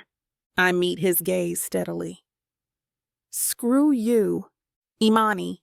Blood trickles from the corner of Hawk's mouth as he says my name. His eyes lock onto mine through the swollen flesh around them, and something in my chest shatters. Shut the hell up. I can't watch this. I can't stand here while they beat him to death for me. Derek's arms tighten around my waist as I struggle harder. Another fist connects with Hawk's jaw. His head snaps back, chains rattling above him. Each impact echoes through the warehouse like a gunshot. My fingernails dig into Derek's forearms, but he doesn't flinch. Look at me, Riker commands, grabbing Hawk's face. I want to see it in your eyes when you break. Hawk spits blood onto Riker's shoes. The sound of flesh hitting flesh fills the air again, and my stomach heaves. I taste copper in my mouth. I've bitten my lip so hard it's bleeding. Please, I whisper, not sure who I'm begging anymore. Derek, Riker, God maybe, anyone who will listen. Please stop. But they don't stop. They won't stop. Not until Hawk is broken or dead, and knowing him, it'll have to be the latter. The thought sends ice through my veins. One of Riker's men lands a hit to Hawk's ribs that makes him grunt in pain. The sound tears through me like a knife. My legs give out, but Derek holds me upright. his breath steady against my ear as he watches his brother take the beating that bought my freedom. Chapter 28, Hawk. The chains release and I crumple to the floor like a discarded marionette. Everything feels distant, disconnected, like I'm floating somewhere above my broken body. The concrete is cool against my face, small mercy in this hell. Suddenly, warm hands cradle my face. Imani's touch burns through the numbness, anchoring me back to reality. Her eyes scan over me, wild with worry and anger. "You jerk!" Her voice cracks. You promised you wouldn't." "Imani," I try to speak, but my split lip makes even that simple word feel like swallowing glass. Derek's expensive shoes appear in my line of sight. "Move back," he tells her, his lawyer voice gone, replaced by something rougher. He hooks his arms under mine, hauling me up. The movement sends lightning bolts of pain through my ribs. "Get the door," Derek orders Imani. Through my swollen eyes, I catch sight of something that makes my heart stop. My bike parked haphazardly outside. "Did you ride my bike here, Imani?" The words come out slurred through blood and pain. "Shut up," she snaps, but her hands are gentle as she helps Derek maneuver me into the back seat. "Just shut up." I want to argue, to tell her how dangerous it was to follow us, how she could have gotten herself killed on that bike, but darkness creeps at the edges of my vision. The last thing I feel is her fingers threading through mine as Derek starts the car. She hasn't said a word since I told her, not one word. Imani's sitting on the edge of the bed, staring at the wall like it's going to tell her something she doesn't already know. She's so still it's unnatural, like she's holding herself together by sheer force of will, and if she moves even an inch, the whole thing will come crashing down. I lean against the doorway, arms crossed, watching her, feeling like the biggest piece of crap alive. "Imani," I say quietly. She doesn't even blink. I step into the room, the floor creaking under my boots, but she doesn't look at me. It's like I'm not even here. "Say something," I mutter, my voice rough. "Anything. Yell at me if you need to, just don't shut down like this." Her head tilts slightly, just enough for her eyes to flick toward me, and the look she gives me cuts straight to the bone. "Why?" she asks, her voice flat, empty. "So you can feel better about yourself? So you can tell yourself you did the right thing?" I flinch, but I deserve it. "No," I say, my tone soft, "because I can't stand seeing you like this." She laughs, a bitter, hollow sound, and finally turns to face me fully. "What, you thought this was going to fix everything? That trading your pain for mine was going to make me happy?" Her words hit like punches, but I don't look away. I can't. "We named our terms and he named the price," I say quietly. "I'd do it again if it meant giving you what you want, if it meant your freedom." "And what if I don't know what I want?" she snaps, her voice rising. "What if I don't know how to be free? Did you ever think about that, Hawk?" I let out a slow breath, running a hand through my hair. "Yeah," I say finally. "I think about it every damn day." She stares at me, her chest heaving, her eyes glassy with unshed tears. "Then why?" "Imani!" I start, but she cuts me off. Every breath feels like knives in my chest, but I force myself to stand straighter when her eyes rake over me. The bruises throb, a constant reminder of Riker's revenge, but seeing the pain in Imani's expression hurts worse than any beating. "Just look at you," she whispers, her voice catching. My fingers twitch, wanting to reach for her, but I keep them at my side. The moonlight streaming through the window catches the tears in her eyes before she looks away. "You shouldn't be walking right now. What you need is a hospital." "This isn't about what I need." I take a step closer, ignoring the way my body screams in protest. "I got what I needed." She shakes her head, dark curls falling across her face. "And what's that? A concussion? Broken ribs?" "You free." The words come out rougher than I mean them to. So, I should just be grateful? Her hands ball into fists at her sides. Watch you get beaten half to death and say thank you? No. I lean against the wall, trying to take some weight off my screaming legs. You just need to focus on figuring out what you need and being yourself without anyone telling you where to go and who to see. She lets out a bitter laugh. And what if I don't like who I am? Then you change it, I say simply. Her eyes snap to mine, wide and disbelieving, and I hold her gaze, letting her see that I mean it. You're not stuck anymore, Imani, I say, my voice firm but soft. You don't have to be what they made you. You get to choose now. Even if it feels impossible, you still get to choose. She looks at me for a long time, her expression unreadable, and then she nods, just barely. I let out a breath I didn't realize I was holding, stepping back toward the doorway. I'll leave you alone, I say, turning to go. But if you need anything, I'm here. Always. I don't wait for her to answer. I just head out into the hall, leaning against the wall, my fists clenched at my sides. I don't know if I did the right thing. Hell, I don't even know if there is a right thing anymore. All I know is that I'm not giving up on her, even if she's given up on herself. Chapter 29. Imani. Hawk leans against the doorframe like he's trying not to scare me off. His arms are crossed. His shoulders tense, but his voice is calm when he speaks. Too calm, like he's walking a tightrope. I've been thinking, he says, watching me carefully, about what happens next. I'm sitting on the edge of the bed, legs crossed, arms hugging my knees. I've barely moved since he left me alone earlier, but my mind hasn't stopped spinning. The words "you're not stuck anymore" keep playing on a loop, like I'm supposed to know what to do with them. What happens next? I echo, my voice flat. He shrugs, his jaw tightening for a second before he looks away, like he's trying to figure out how to say whatever's on his mind. We could leave, he says finally. Go west. California, maybe.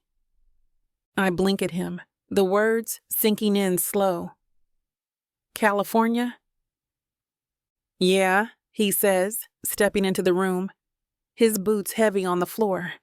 It's far. Clean slate, no Riker, no serpents. Just a fresh start. I let out a sharp laugh, shaking my head. A fresh start, I repeat, like it's that easy. He stops a few feet away, hands on his hips, and looks at me like he's trying to see through all the walls I've built. I didn't say it'd be easy, he says. I said it'd be a chance. You said you don't want to run anymore, and I get that. But staying here, that's not going to work either. I lean back, letting my head hit the wall, staring up at the ceiling. So you want me to just pack up and run across the country with you? He tilts his head, smirking faintly. You're already running, aren't you? Might as well pick somewhere better to land. His tone is light, but his eyes are dead serious. It pisses me off. The way he can just stand there, acting like this is all so simple. Like all it takes is a little distance to fix what's broken. I don't even know who I am anymore, I mutter, more to myself than to him. Then figure it out, he says, stepping closer. I shoot him a glare, but he doesn't flinch. It's not that simple, Hawk, I snap. You don't just wake up one day and decide to be a whole new person. No, he agrees, his voice calm but firm. But you've got to start somewhere. Sitting here waiting for the past to eat you alive, that's not it. I sit up, staring at him, my chest tight. So what? You're just gonna buy me a bus ticket and send me on my way?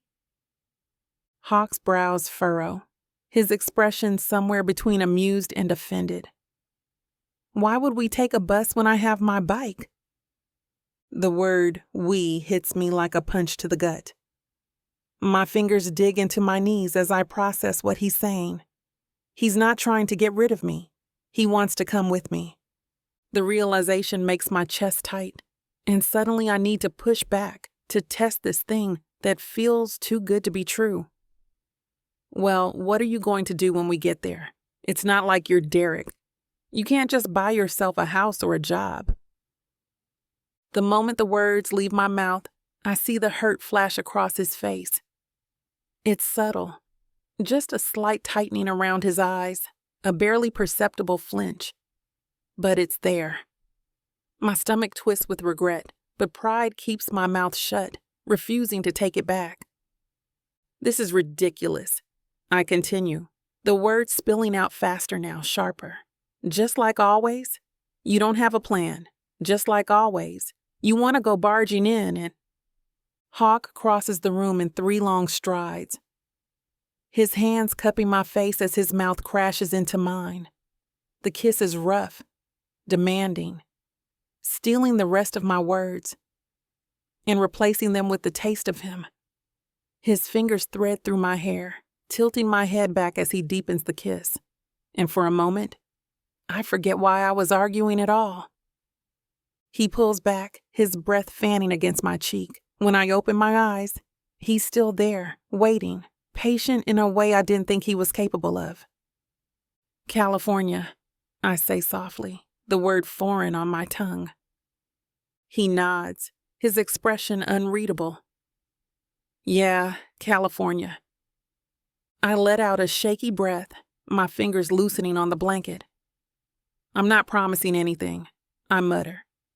But I'll think about it. His mouth twitches like he's fighting back a smile, but he doesn't push. That's all I'm asking. I look away, back at the cracked paint on the wall, and try to picture it. A place where no one knows me, where I'm not just another scarred-up victim trying to survive. Maybe Hawk's right. Maybe it's time to figure out who the hell I am. Chapter 30. Hawk. Imani looks up at me, her eyes dark and tired. You think running's gonna fix everything? No, I say honestly. But it's a start. She scoffs, shaking her head. You always got a one-liner, huh? I let out a small laugh, the tension in my chest easing just a little. Yeah, well, it's part of my charm. She doesn't laugh, but the corner of her mouth twitches, just enough to let me know I haven't completely lost her. I lean back, dragging a hand through my hair, my foot tapping against the floor. Look, I'm not saying it's going to be easy, it won't be, but it's a hell of a lot better than staying here waiting for Riker to change his mind. We need to move, Imani, and you need to decide. Her eyes snap to mine, sharp and questioning. Why me? Why do I have to decide? Because it's your life, I say, my voice steady. I'm not going to drag you anywhere you don't want to go. Not anymore. She stares at me, her chest rising and falling like she's trying to keep her breathing steady. I don't know what I want, she mutters, her voice barely audible. Then start with what you don't want, I say. You don't want Riker. You don't want this mess. So what's left? Her hands tighten in her lap and she looks away, her gaze drifting toward the window. I don't want to be alone, she says finally. My eyes bore into her, into the way that she tries to hide herself from me. You won't be. What else? The silence stretches, heavy and suffocating, but I stay quiet, waiting. She needs time. I get that. But every second she doesn't answer feels like my chest is in a vice. Her head turns and she looks at me like she's searching for something. Some kind of reassurance, maybe, or a reason to believe me. I hold her gaze, steady and calm, even though my heart's pounding like a goddamn drum. What happens if it doesn't work? She asks, her voice trembling. Then we keep moving, I say simply. But at least we'll be moving forward, not stuck here waiting for the next bad thing to hit. She lets out a shaky breath, her shoulders slumping. I don't push her, don't say anything else. I just wait. And then finally she looks me in the eye and says, "Let's go." 2 words, but they hit me like a freight train. I nod, standing up, my hands shoved in my pockets to keep them from shaking. All right, I say, my voice calm even though I feel like I just won a goddamn war. "We'll leave tonight." "No," she retorts instantly. "It's too soon. You need time to—" "Imani, don't you argue with me about this, Dane," she snaps, passion sparking in those beautiful brown eyes of hers. "Your body has been through hell. So, please, just lay down." I look at her. I mean, really look at her. She looks just as exhausted as me, if not more. And as I've discovered in my time knowing her, I find it impossible to tell her no. So I shuffle toward the bed. "What are you doing?" she asks, scooting back slightly. I grunt, choosing to ignore her question and throw the sheets back. I really hate that name, you know. The bed jostles as I try to maneuver myself into a comfortable position that doesn't leave my body screaming in agony. Finally, I settle in. For a while, Imani is stiff behind me, and all I can hear are her short breaths. Then she moves, crawling under the blankets. Her hand reaches out to my shoulder tentatively before she slides closer, resting her head on my back. "Thank you, Dane," she whispers. And I find that I don't really hate the name that much. Chapter 31. Imani. The wind hits my face like a slap, sharp and cold, but for once I don't hate it. It's just us and the road, the hum of Hawk's bike vibrating under me, steady and constant. We've been on the road for a while, stopping at motels with the cash that Hawk's brother gave him. Despite my unique dislike for Derek, I was surprised to feel a little sadness when we were saying goodbye. He did help me get free after all. The world stretches out in front of us, like it goes on forever. Open highway, dotted with lights that blur past us as we ride. For the first time in forever, my chest doesn't feel like it's about to cave in. I clutch Hawk's jacket tighter, my fingers gripping the worn leather, and let myself breathe, really breathe. Not the shallow, panic-tight kind I've been doing for years, but deep, slow breaths that fill me up and make me feel like maybe, just maybe, I'm still here. Still alive. The night smells like rain and asphalt, fresh and clean, and the sky above us is wide and open, dotted with stars. It feels like a movie, one of those cheesy ones, where the girl gets on the back of the bike and leaves all her problems in the dust. Except my problems aren't gone. They're still there, hanging in the back of my mind, whispering that this won't last, that the road's gonna run out eventually. But right now, they're quiet. Right now, they don't feel as heavy. Hawk slows down, pulling off onto the shoulder of the road, and the sudden silence when he kills the engine is almost deafening. "What are you doing?" I ask, my voice sharper than I mean it to be. He glances back at me, one eyebrow raised. "You good?" I blink at him, confused. "What?" "You've been holding on like I'm gonna toss you off the bike or something," he says, smirking just enough to make me want to smack him. "Figured I'd check before we keep going." I roll my eyes, shoving his shoulder. "I'm fine." "Sure?" "Yes," I snap, but there's no heat behind it. He chuckles, shaking his head as he leans back against the bike. The road stretches out in front of us, empty except for the faint glow of headlights in the distance. I climb off the bike, my legs stiff, and take a few steps away, staring out at the horizon. The air feels lighter out here, cleaner, like I can finally let go of the weight I've been carrying for so damn long. "You all right?" Hawk asks, his voice softer now. I don't answer right away. Instead, I take a deep breath, letting the cool night air fill my lungs, and close my eyes. "Yeah," I say finally, my voice quieter. "I think I am." He doesn't push. He just leans back, watching me like he's trying to figure me out. I didn't think it'd feel like this, I admit. My gaze still fixed on the horizon. "Like what?" "Like nothing," I say, shaking my head. No chains, no eyes watching me, no leash. It feels light. Hawk nods, his expression unreadable. It's what you deserve. I glance at him, my chest tightening at his words. He says it like it's so simple, like he actually believes it. I'm not there yet, I mutter, wrapping my arms around myself. But it's a start.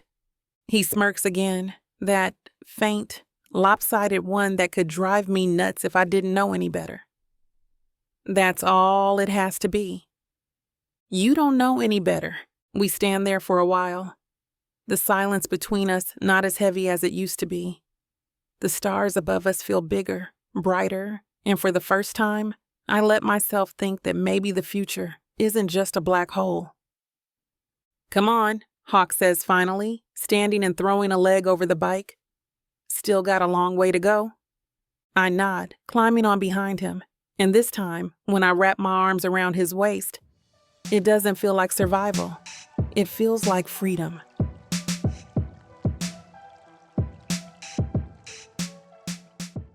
You won't know what hit you, baby. I'm going to take you, break you, and make you mine. And when I'm done, you're... Now hold on just a minute.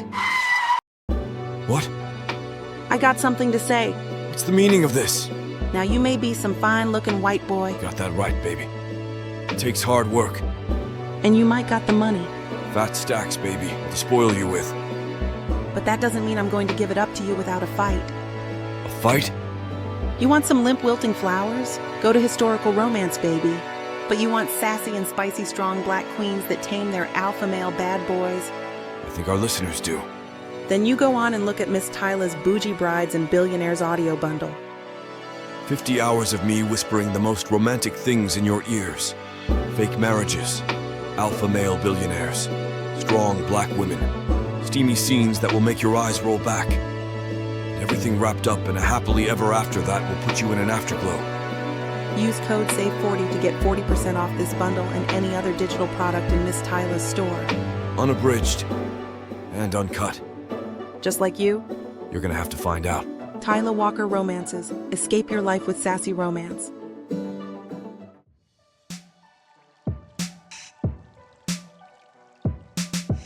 Chapter 32, Hawk. Her smile guts me. We've been riding for hours. The highway endless in front of us. The kind of quiet stretch of road that doesn't ask questions or give answers.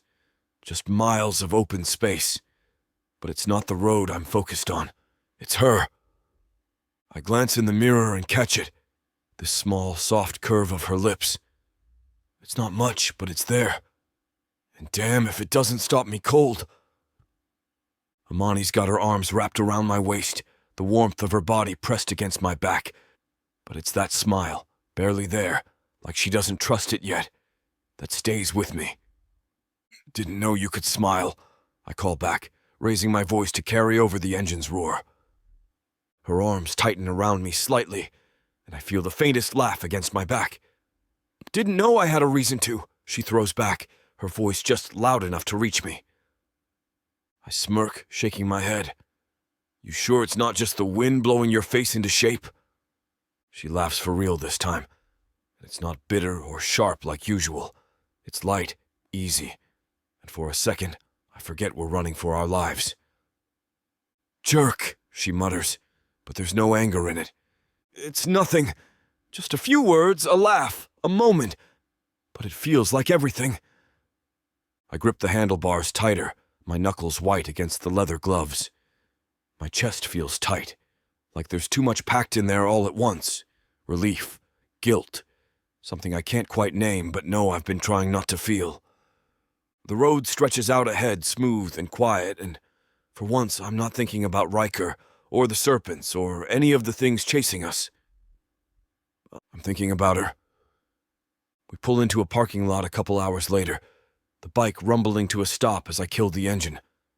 Amani hops off first, shaking out her legs and stretching like she's been tied up for days. Didn't know sitting on a bike could make your whole body ache, she mutters, rolling her shoulders. You get used to it, I say, pulling off my helmet and running a hand through my hair. She snorts. Pretty sure my butt will disagree with you. I have to physically stop myself from looking down at what I know is a cute, round little butt. The memory of gripping it in my hands while she rode me is a dangerous one, and I have to shove it to the back of my mind. I chuckle, turning toward the apartment building we've arrived at. Derek pulled some strings and got us set up for the month. What do you think? She raises an eyebrow, crossing her arms. What, Derek couldn't get us something 5-star? I grin, grabbing my duffel from the back and swinging it over my shoulder. Damn right you have. You're officially the best backpack I've ever had. Quiet, doesn't complain. Well, not much. It's a solid 5-star performance. Gee, thanks, she says dryly, but there's that hint of a smile again. I watch as she heads inside, her steps lighter than I've ever seen. It's like the weight she's been carrying has shifted just enough to let her breathe. And damn if that doesn't make me feel something I've got no business feeling. I start after her, bounding up the front steps to join her in the lobby. The image of her smiling is stuck in my head, and the realization hits me. I'm falling for her. Hard. I pull the key from the lockbox, the metal cool against my fingers. 214. Second floor. My boots echo against the linoleum as we head for the stairs, Imani trailing behind me. The hallway's got that generic apartment smell. Old carpet, and someone's attempt at masking it with cheap air freshener. The key sticks a little in the lock, but the door swings open with a gentle push. Inside, it's bare bones. A table that's seen better days sits near a kitchenette with the basic appliances. The bed dominates the studio space, looking oddly lonely in the center of the room. No couch, no TV, just the essentials. Derek's idea of roughing it, probably. My shoulders crack as I stretch my arms overhead, dropping my bag by the door. Home sweet home, huh? The mattress creaks as Imani falls back onto it, her dark hair fanning out around her head. She lets out a laugh that hits me right in the chest. Free, genuine, like she's actually happy to be in this dump. It's perfect. The way she says it, sprawled out on that bed like she belongs there, makes me forget about the peeling paint and the water stain in the corner. She's right. It is perfect. I lean against the wall, watching her. The tension's gone from her shoulders, replaced by something that looks a lot like peace. It suits her. Chapter 33. Imani. Hawk's sitting on the porch steps when I find him, a cigarette dangling from his fingers, smoke curling lazily into the night air. He doesn't look at me when I step outside, just stares out at the houses across the way. I cross my arms, leaning against the doorframe. You ever stop thinking for 5 minutes? He glances back at me, one eyebrow raised, the ghost of a smirk tugging at his lips. What's the point of that? I roll my eyes, but there's no heat behind it. You're exhausting, you know that. Says the woman who's been pacing the kitchen for the last half hour. He shoots back, taking a drag from his cigarette. He's got me there, but I'm not about to admit it. I step down onto the porch, the wood cool under my bare feet, and sit next to him on the steps. He shifts slightly, making room for me, but doesn't say anything. For a while, we just sit there in silence, the distant sound of the waves filling the space between us.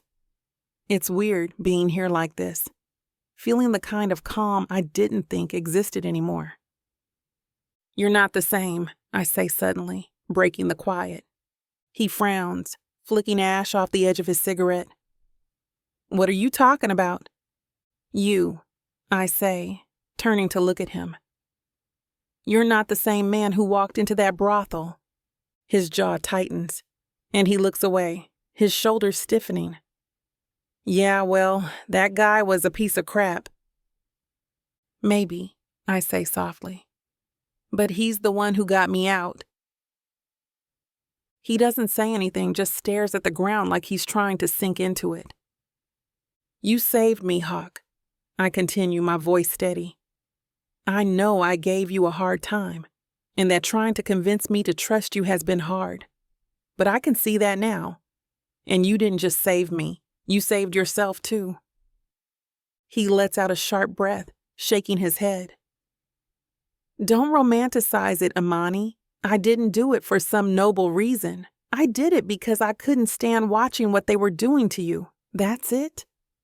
Exactly, I say, leaning closer, forcing him to meet my gaze. You couldn't stand it. You didn't just turn your back like everyone else. You did something, and that makes you different. Better. His eyes flicker. Something raw flashing across his face. But he shakes his head again, looking away. I've done a lot of bad stuff. Stuff that doesn't just go away because I did one good thing. Maybe not, I admit. But it's a start. He doesn't respond, just takes another drag from his cigarette, the glow lighting up his face for a second before fading into the dark. You're too hard on yourself, I say quietly, resting my arms on my knees. You act like you've got to carry all this guilt around forever. Like it's the only way to pay for what you've done. But that's not how it works. How would you know? He mutters, his voice low and rough. Because I'm carrying my own stuff, I say simply. And I know it doesn't help. It just makes everything heavier. He glances at me, his eyes narrowing slightly, like he's trying to figure out if I'm messing with him. But I'm not. You're not that guy anymore, I say firmly. You're the guy who fought for me when no one else did. You're the guy who gave me a chance to figure out what freedom feels like. That's who you are now, Hawk. The silence stretches between us, thick and heavy, but I don't look away. I want him to hear this, to feel it, even if he never admits it out loud. Finally, he sighs, dragging a hand through his hair. You make it sound so easy. It's not, I say with a small smile, but it's worth it. He lets out a quiet laugh, shaking his head. You're too good at this, you know that? Always throwing my own stuff back at me.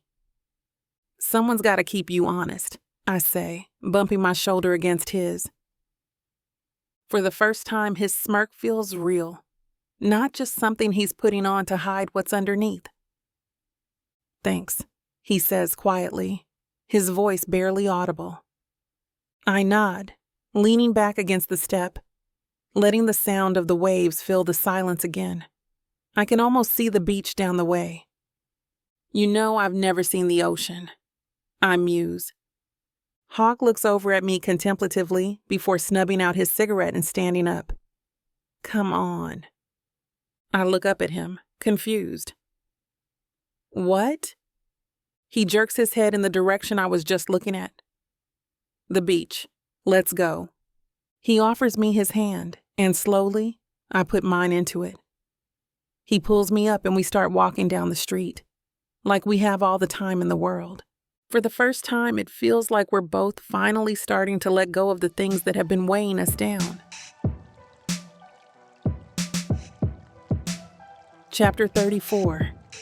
Imani. The ocean looks fake, like it doesn't belong to me, like I'm staring at a goddamn painting instead of the real thing. The waves roll in, slow foam, tipping the edges before sliding back out. They're steady, predictable. Nothing like the chaos that's been my life until now. I stand barefoot on the sand, wiggling my toes into it, and I don't know what I'm supposed to feel. Happy? Relieved?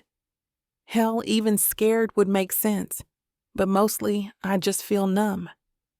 Hawk's off to my left, leaning against a railing near the dunes, watching the water like it owes him something. His jacket's slung over one shoulder, and he looks as out of place here as I feel. Big, rough, tattooed. He's like a piece of another world dropped into this soft pastel-painted town. What do you think? He calls out, his voice rough but steady. I glance back at him, raising an eyebrow. About what? He gestures at the beach, the sky. The tiny town behind us that looks like it was made for people with too much money and not enough problems. This. All of it. I shrug, turning back to the water. Feels fake. It's real enough, he mutters, stepping closer. I hear his boots crunch in the sand, and then he's next to me, close enough that I can feel his presence without even looking. You don't like it? He asks Osiris, tilting his head. I didn't say that, I snap, sharper than I mean to. He doesn't flinch, just nods like he gets it. Doesn't feel like yours yet, huh? I let out a short laugh, hollow and bitter. Yeah, something like that. The waves keep rolling in, steady as ever, and I wrap my arms around myself, fighting the urge to look back at the road, like maybe if I just focus hard enough, I can keep it all at bay. The past, the fear, all the crap waiting just outside this little bubble of fake peace. You don't have to stay, Hawk says after a moment, his voice low. If you don't want to. I glance at him, frowning. You already got another plan, or are you just saying that to sound noble? His mouth quirks into a half smile, but it doesn't quite reach his eyes. Not everything's a plan, Imani. Sometimes you just figure it out as you go. That your way of saying you don't know what we're doing here? He chuckles softly, shaking his head. Pretty much. The honesty in his voice takes me off guard, and for a second, I don't know what to say. I stare back at the ocean, watching the sunlight glint off the water, and something inside me loosens. Just a little. I don't hate it, I say quietly. Hawk doesn't respond, but I can feel him watching me, waiting. Guess I'm just waiting for the other shoe to drop, I add, my voice barely above a whisper. Feels like it's only a matter of time. He nods, meandering up beside me with his hands sliding into his pockets. Yeah, I know the feeling. The wind shifts, carrying the scent of salt and something else. Something warm and clean that makes my chest ache in a way I can't explain. I close my eyes, letting it wash over me. And for the first time in what feels like forever, I let myself breathe. Hey, Hawk. My voice comes out softer than I mean it to, almost lost in the ocean breeze. He grunts, still staring out at the waves like they hold all the answers. A wild, unfamiliar feeling bubbles up in my chest, something light and free that I barely recognize. My lips curl into a grin before I can stop them. Race you back! I don't wait for his response, kicking up sand as I bolt across the beach. The wind whips through my hair, and for a moment I feel weightless. Cheater! His deep laugh rolls across the beach, and my heart does a stupid little flip in my chest. The thud of his footsteps grows closer, and I risk a glance over my shoulder. He's moving way too fast for someone who took the beating he did, eating up the distance between us with those long legs of his. My laugh bursts out, wild and real, just as his arms wrap around my waist. He hoists me up over his shoulder like I weigh nothing, but his balance shifts in the loose sand. We tumble down together, a tangle of limbs and breathless laughter. I land half on top of him, my hands braced against his chest. His eyes crinkle at the corners, and there's sand in his beard, and he's looking at me like I'm something precious. The laughter dies in my throat. My heart pounds against my ribs as I trace the lines of his face with my eyes, the sharp angle of his jaw, the slight crook in his nose, the way his lips part just slightly. I don't think, don't hesitate. I just lean down and press my mouth to his. Chapter 35, Hawk. The sand shifts under my body as Imani's lips claim mine. Her fingers twist in my hair, sending sparks down my spine. After everything, the beatings, the running, the silence, this feels like a fever dream. But she's real. So damn real. Didn't think you'd want this again, I murmur against her mouth. Her hips roll against mine, drawing a groan from deep in my chest. Shut up, Hawk. My hands slide down her sides, memorizing every curve. The ocean breeze carries the salt spray around us, but all I can smell is her. Coconut shampoo and something sweet. Been driving me crazy all week, I confess, voice rough. My thumb traces her hip bone through her thin dress. She pulls back just enough to look at me, those dark eyes blazing. Yeah? Good. Tease. You deserved it. Her fingernails scraped my scalp, taking that beating without telling me. I hate to put a stop to a good time, but it looks like we've hit this platform's limit for spiciness. This platform's got some rules we have to play by if we want to keep giving you these stories for free. And trust me, this scene isn't something you want to miss. While we can't get into all the details here, you can still dive into the full, uncut version at TylaWalker.com. Miss Tyla has an entire collection of unabridged audiobooks and ebooks waiting for you. And the best part? You can treat yourself with 40% off when you use the code SAVE40. That's right. You'll save on any digital product, even bundles that are already discounted. Miss Tyla would never let anyone feel the kind of disappointment you must be feeling right now. So why wait? Treat yourself with Miss Tyla.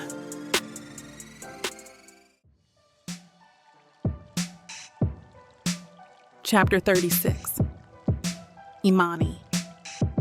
The smell of motor oil and rubber hits my nose as I step into Thompson's auto body. My sandals click against the polished concrete floor, drawing curious glances from the two men lounging in plastic chairs near the entrance. Through the large windows separating the waiting area from the garage, I spot mechanics in navy coveralls, moving between lifted vehicles. My fingers fidget with the hem of my sundress. This is the first time I've visited Hawk at work, and the unfamiliar environment sets my nerves on edge. A radio crackles somewhere in the background, playing classic rock that barely carries over the mechanical whirring and clanking. I jump, my heart leaping into my throat. A woman with still gray hair pulled into a severe bun peers at me over reading glasses. Her nameplate reads, Margaret. Can I help you with something, hun? My hands fly to my curls, trying to smooth them down from the ocean breeze that tousled them on my walk here. It's a lost cause. They have a mind of their own in this coastal humidity. I'm looking for Hawk Thompson? The statement comes out more like a question. Margaret's perfectly penciled eyebrows draw together. I'm sorry, but customers aren't allowed in the garage area. Safety regulations. I can take a message. Imani? The deep voice behind me sends a shiver down my spine. The good kind. I don't need to turn around to know it's him, but I do anyway. My breath catches as I drink in the sight of him. The fluorescent shop lights cast shadows across his angular features, highlighting the fresh shave that reveals the sharp line of his jaw. His dark hair is shorter now, less wild but still perfect for running my fingers through. Grease stains mar his navy coveralls, and a smudge marks his forearm where his sleeves are rolled up, revealing the edge of his tattoos. He wipes his hands with a red shop rag, and that crooked smile of his makes my knees weak. I hate how he affects me like this, how my heart races just from the way he looks at me. Hey, baby girl. His voice wraps around me like warm honey. The pet name sends tingles down my spine. I lift the insulated lunch bag, hoping he doesn't notice how my hands tremble slightly. I know you're working late, so I thought I'd bring dinner to you. The truth is, I couldn't stand another minute alone in our apartment. One night without him at the dinner table, and everything felt wrong. The food I made probably tastes terrible. I'm still learning to cook, but I needed to see him. A warm chuckle rumbles from his chest as he closes the distance between us. His lips brush my cheek, and the familiar scent of motor oil and his soap fills my nose. Thank you. His hand finds the small of my back, guiding me toward a hallway. Come with me. We can eat in the break room. The break room smells like stale coffee and microwave popcorn. I watch Hawk dig into the chicken stir-fry I made, his movements methodical as he spears each piece with his plastic fork. My own food sits untouched, my appetite gone as I scan the room. Employee schedules line one wall, safety notices another. A vending machine hums in the corner. Through the window, I spot mechanics moving with purpose, each person knowing exactly where they belong and what they're doing. My chest tightens. Hawk fit right in here, his experience with bikes making him valuable. Meanwhile, I've been turned down from 3 cafes and a bookstore this week alone. Earth to Imani. I blink, finding Hawk's calloused fingers gently gripping my chin, turning my face toward his. His eyes search mine, concern etched in the slight furrow of his brow. What's wrong? Nothing. The word tumbles out too fast, too sharp. He sets down his fork with a quiet sigh and starts packing up the containers. Come on. Wait, what are you doing? You don't have to leave. I just wanted to bring you dinner because... My voice trails off as he stands. I'm not used to being alone. That's all. Remember what I promised you? He walks to the time clock, punching out despite my protests. That you wouldn't be alone again. But your shift can wait. He moves faster than I expect, and suddenly the world tilts as he hoists me over his shoulder.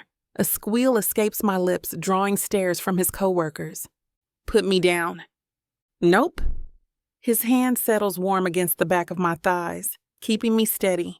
The blood rushes to my head as Hawk carries me through another door. The garage's fluorescent lights casting strange shadows across the concrete floor. Tools clatter and engines rumble around us as we pass between vehicles. Jim, Parker, I'm heading out. Family emergency, Hawk calls out. Metal scrapes against concrete as someone wheels out from under a truck. Through my curtain of hair, I spot a man with salt and pepper hair wiping his hands on a shop rag. I can see that. Hi there. Hi, I manage, my face burning hot enough to fry an egg. My sundress has ridden up, and I tug desperately at the hem. Have a good night? Another voice. Parker, I assume, calls after us. The cool night air hits my skin as Hawk carries me to his bike. My heart pounds against his shoulder the entire ride home, my arms wrapped tight around his waist. The roar of the engine drowns out my protests about him leaving work early. Inside our apartment, I open my mouth to lecture him again, but his lips crash into mine. The kiss steals my breath, silencing any complaint I might have had. His hands cut my face as he walks me backward, not bothering with the lights. My fingers find purchase in his coveralls, pulling him closer. The backs of my knees hit the mattress. Hawk's kisses turn slower, deeper, making my head spin. His hands slide down to my hips, thumbs tracing circles through the thin fabric of my dress. Every touch sets my skin on fire, and I arch into him, wanting more. Click! The sound cuts through the passion-induced haze like a knife. My blood turns to ice as I recognize the distinct sound of a bullet being loaded into a chamber. Chapter 37. Hawk. My muscles lock as cold steel presses against my temple. Every instinct screams to move, but I force myself still, hyper-aware of Imani's breath as it brushes against my collarbone. Hey, Hawk. Long time no see. The lights flicker on, harsh fluorescent, revealing Riker's smug face, and Joey, his favorite thug, by the door. My apartment, our sanctuary for the past month, suddenly feels small and exposed. I see you finally got what you were gunning for. Riker circles me like a shark, gun steady against my head. Should have known you took her for yourself. That whole chivalry act, it doesn't suit you. Screw you, Riker! Imani spits. The gun swings toward her faster than I can blink. My heart stops. Still got that mouth on you, I see. Riker's eyes narrow. Didn't learn any manners while you were away? Leave her out of this! My voice comes out steady despite the rage building in my chest.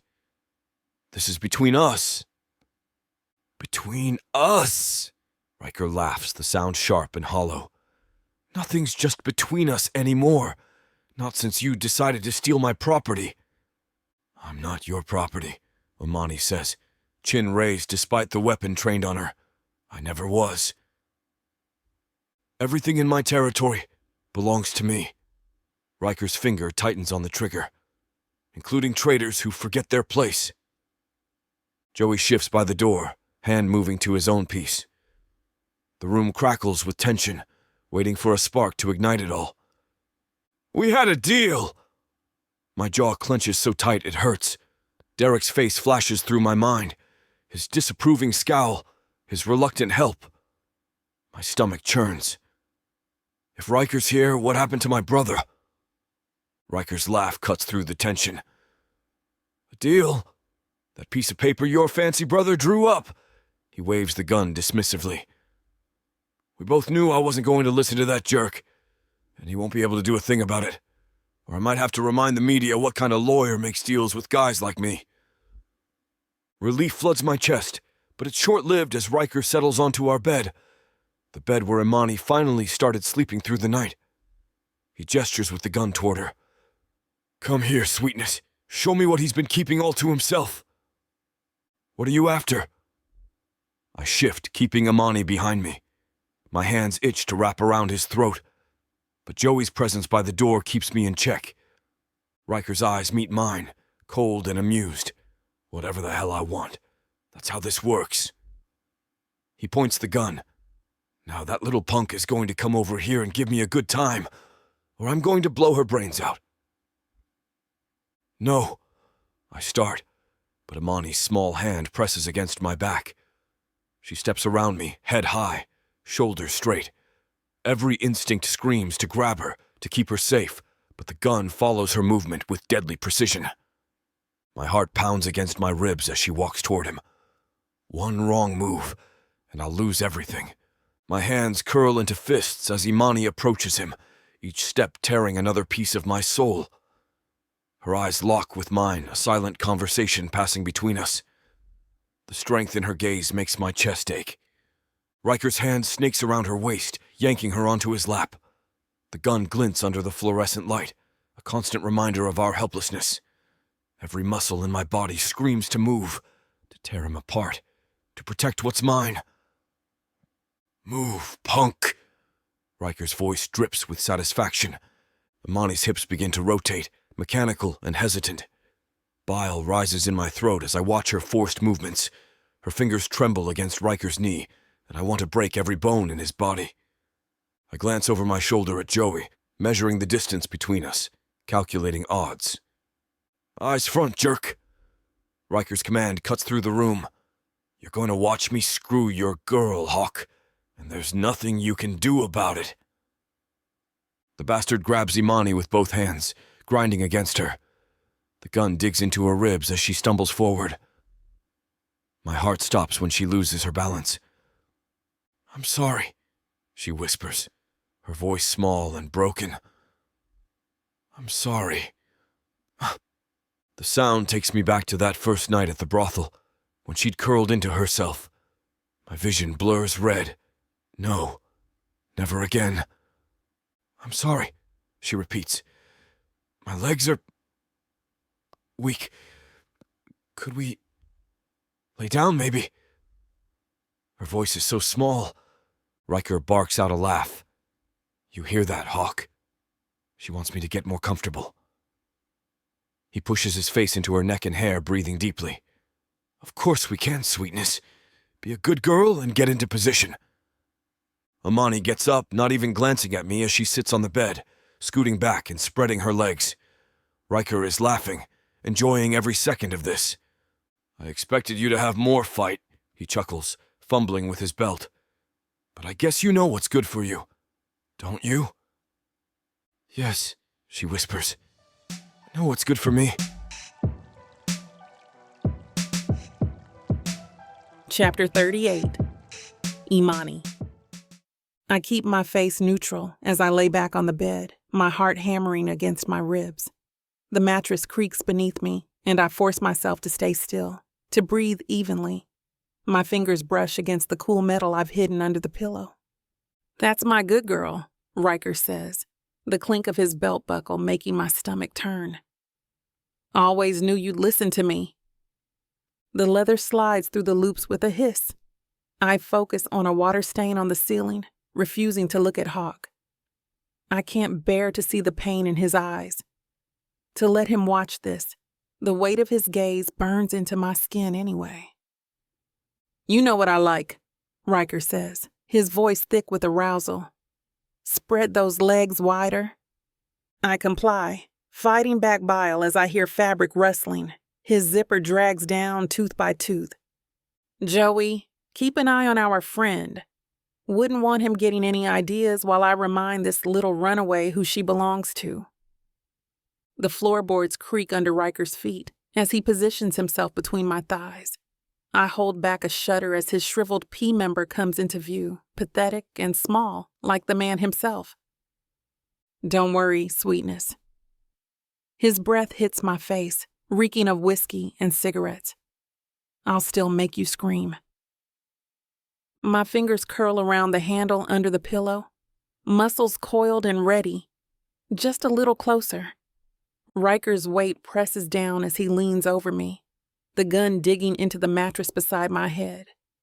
The metal beneath my pillow burns against my fingertips, but I wait. His cockiness will be his downfall. "Here," I stutter, letting my voice quiver with fear. "Let me." I reach between us, my fingers finding his pathetic excuse for manhood. In one savage motion, I twist and yank, satisfaction coursing through me as cartilage crunches beneath my grip. His scream pierces the air, high and reedy. Before he can recover, I sink my teeth into his gun wrist, tasting copper as my incisors break skin. "You witch!" I drive my knee up, catching him square in the balls.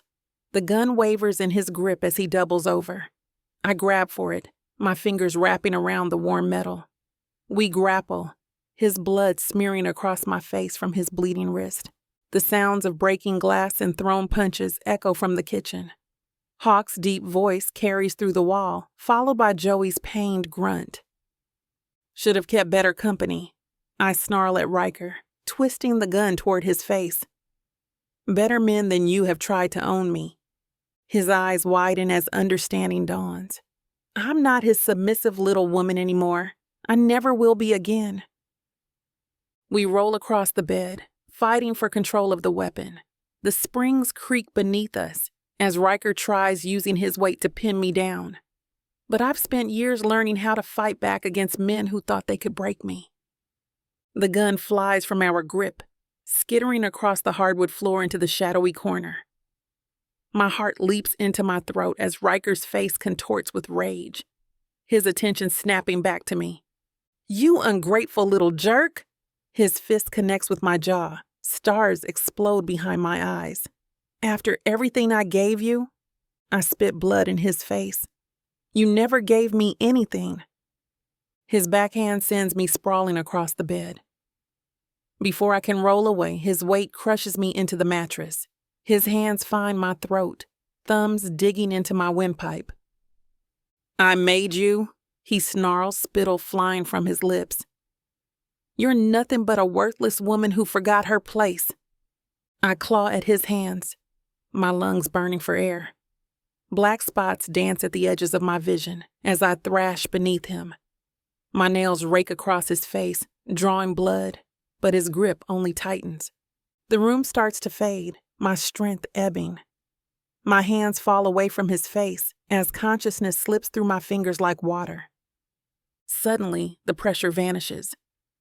Air rushes into my lungs as Riker's weight disappears. The crack of drywall breaking echoes through the room as Hawk slams him into the corner. I roll onto my side, coughing and gasping. Through watering eyes, I spot the gun near Riker's feet. I stumble toward it, but my legs won't cooperate. Riker's hand closes around the grip first. He pushes himself up, blood streaming from his nose, and levels the gun at Hawk's chest. "No!" The scream tears from my raw throat as the shot rings out.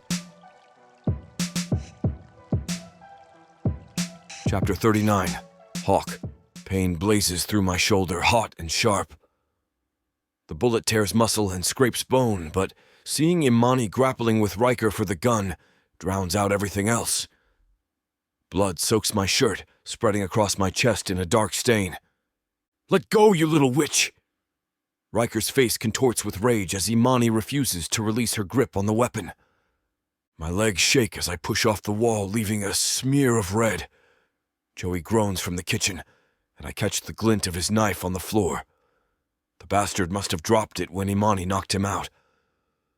"Get off her!" The words tear from my throat as I stumble forward. Each step sends fresh waves of agony through my shoulder. "Stay back!"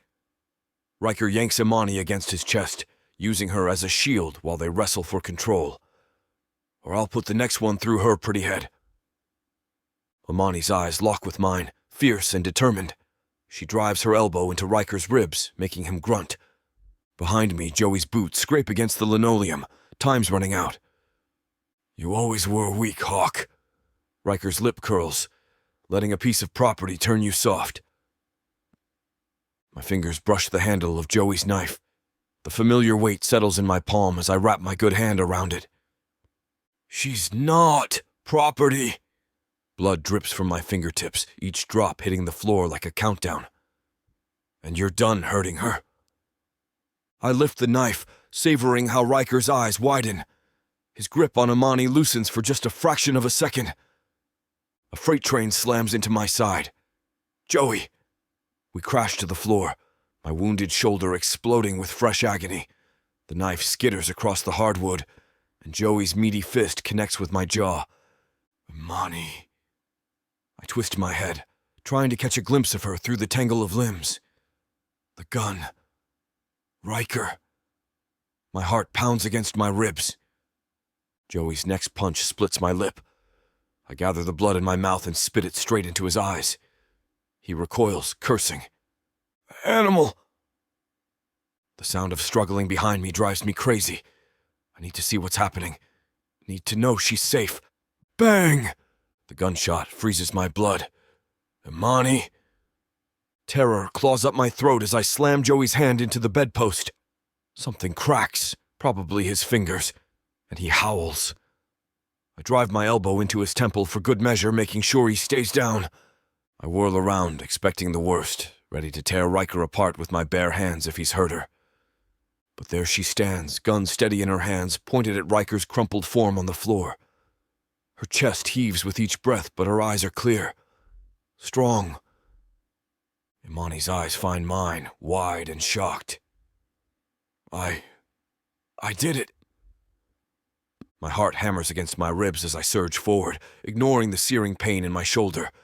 I wrap my arms around her, crushing her against my chest. She's alive. She's breathing, her heartbeat strong against mine. The gun clatters to the floor as her fingers release it. Blood soaks through my shirt where her hands grip my back, but I don't care. All that matters is her warm, solid presence in my arms. I pull back just enough to capture her mouth with mine, pouring every ounce of relief and love into the kiss. Her lips tremble against mine, but she responds with equal fervor, her fingers digging into my skin. When we finally break apart, her breath comes in short gasps. "I killed him," she whispers, horror creeping into her voice as her eyes dart to Riker's still form. "You had to." I kiss her again, softer this time, tasting copper and salt. My hands frame her face, thumbs brushing away tears she probably doesn't even realize are falling. She shakes in my arms, shock setting in. "But what do we do?" I killed him, Dane." A laugh bubbles up from my chest, surprising us both. Maybe it's the blood loss, or maybe it's just the pure relief that she's alive and Riker isn't. I press my forehead against hers, breathing her in.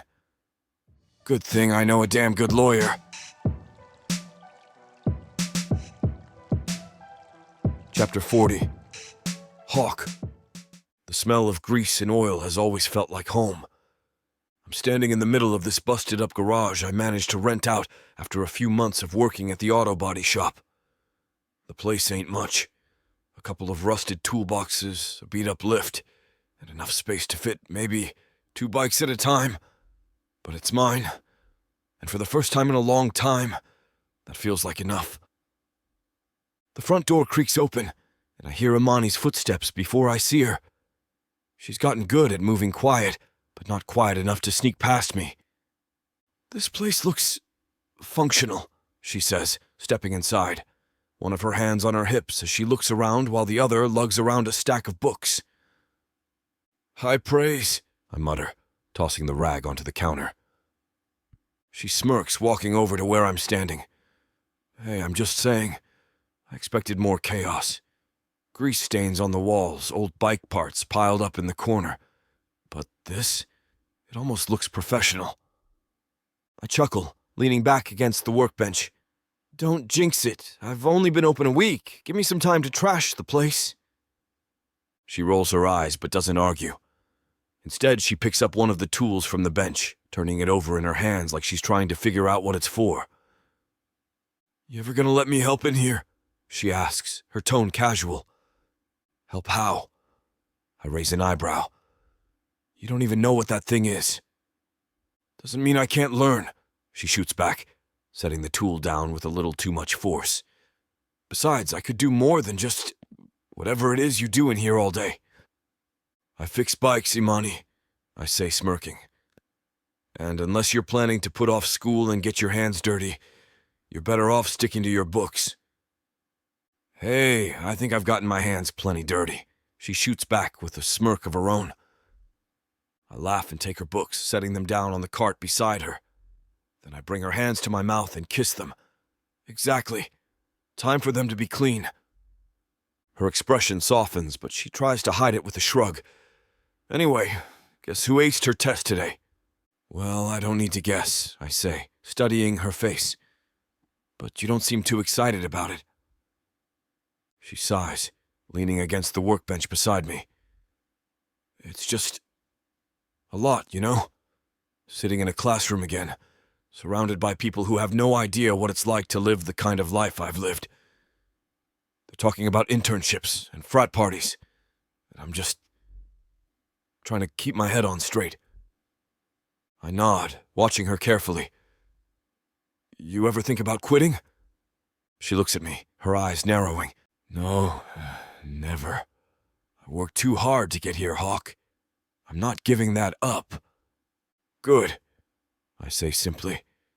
"Because you belong there, whether you believe it or not." Her gaze lingers on me for a moment, her lips pressing into a thin line. "You're annoying when you're supportive, you know that?" "Part of my charm," I mutter, grinning. She laughs softly, shaking her head, and the sound makes something in my chest loosen. "Anyway," she says, pushing off the bench, "I just came to check in.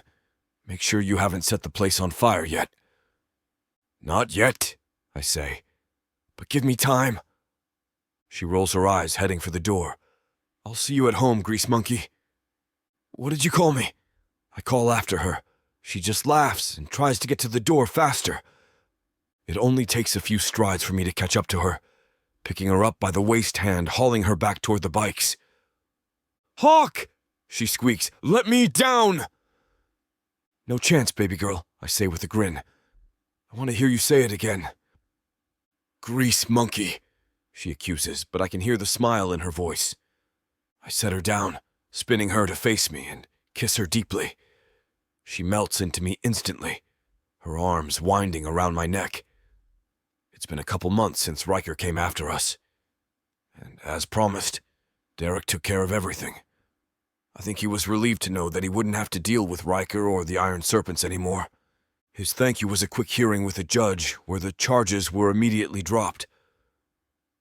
Imani and I moved into a new apartment, the one right above this busted garage, and she enrolled in the local college to try to get a degree. Imani moans into my mouth, and that sound is everything. She pulls back and looks at me with heavy-lidded eyes. "You're kinda sexy when you're all greasy and dirty," she purrs. I smirk. "Let me show you just how dirty I can get."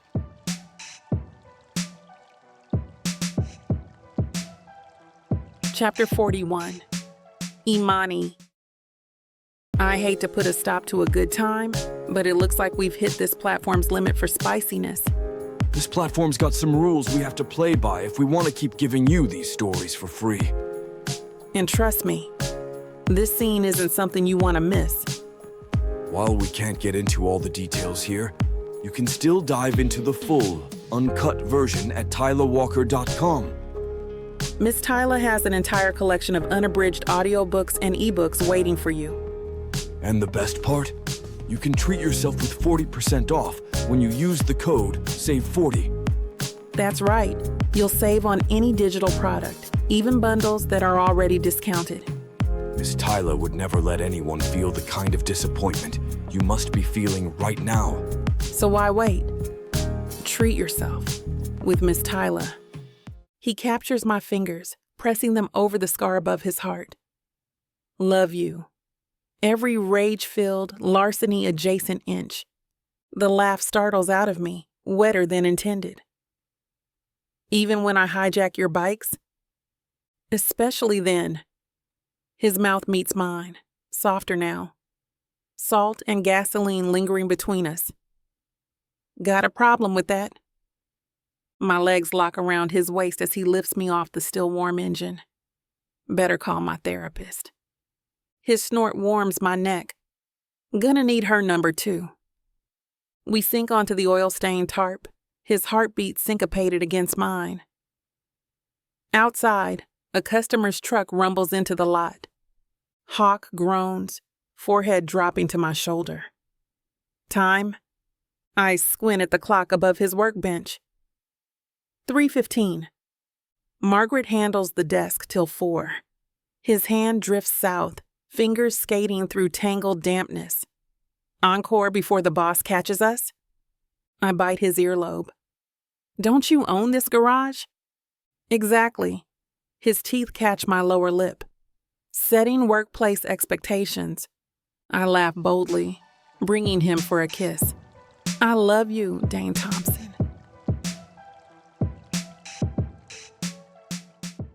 When Nyla Thomas agreed to a fake marriage, she wasn't expecting it to land her in jail. Nyla Thomas, you are under arrest for the murders of Hilda and William Stone. She wasn't expecting to find out the truth about her family. You're adopted. Marcus Swan is my father. To get involved in crime. The Sokolov family did this. They poisoned him. And least of all, was she expecting to fall in love. It's you, Nyla. It's always been you.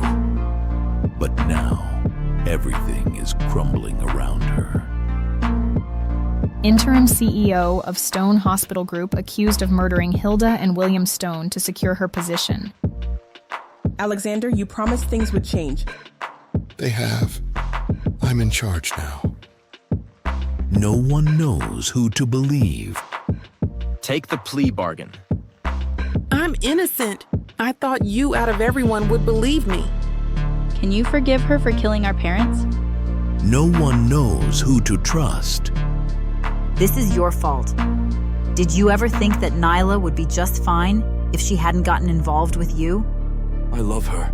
I love her more than life itself. Miss Thomas, the tests came back. There's a perfectly acceptable explanation for your condition.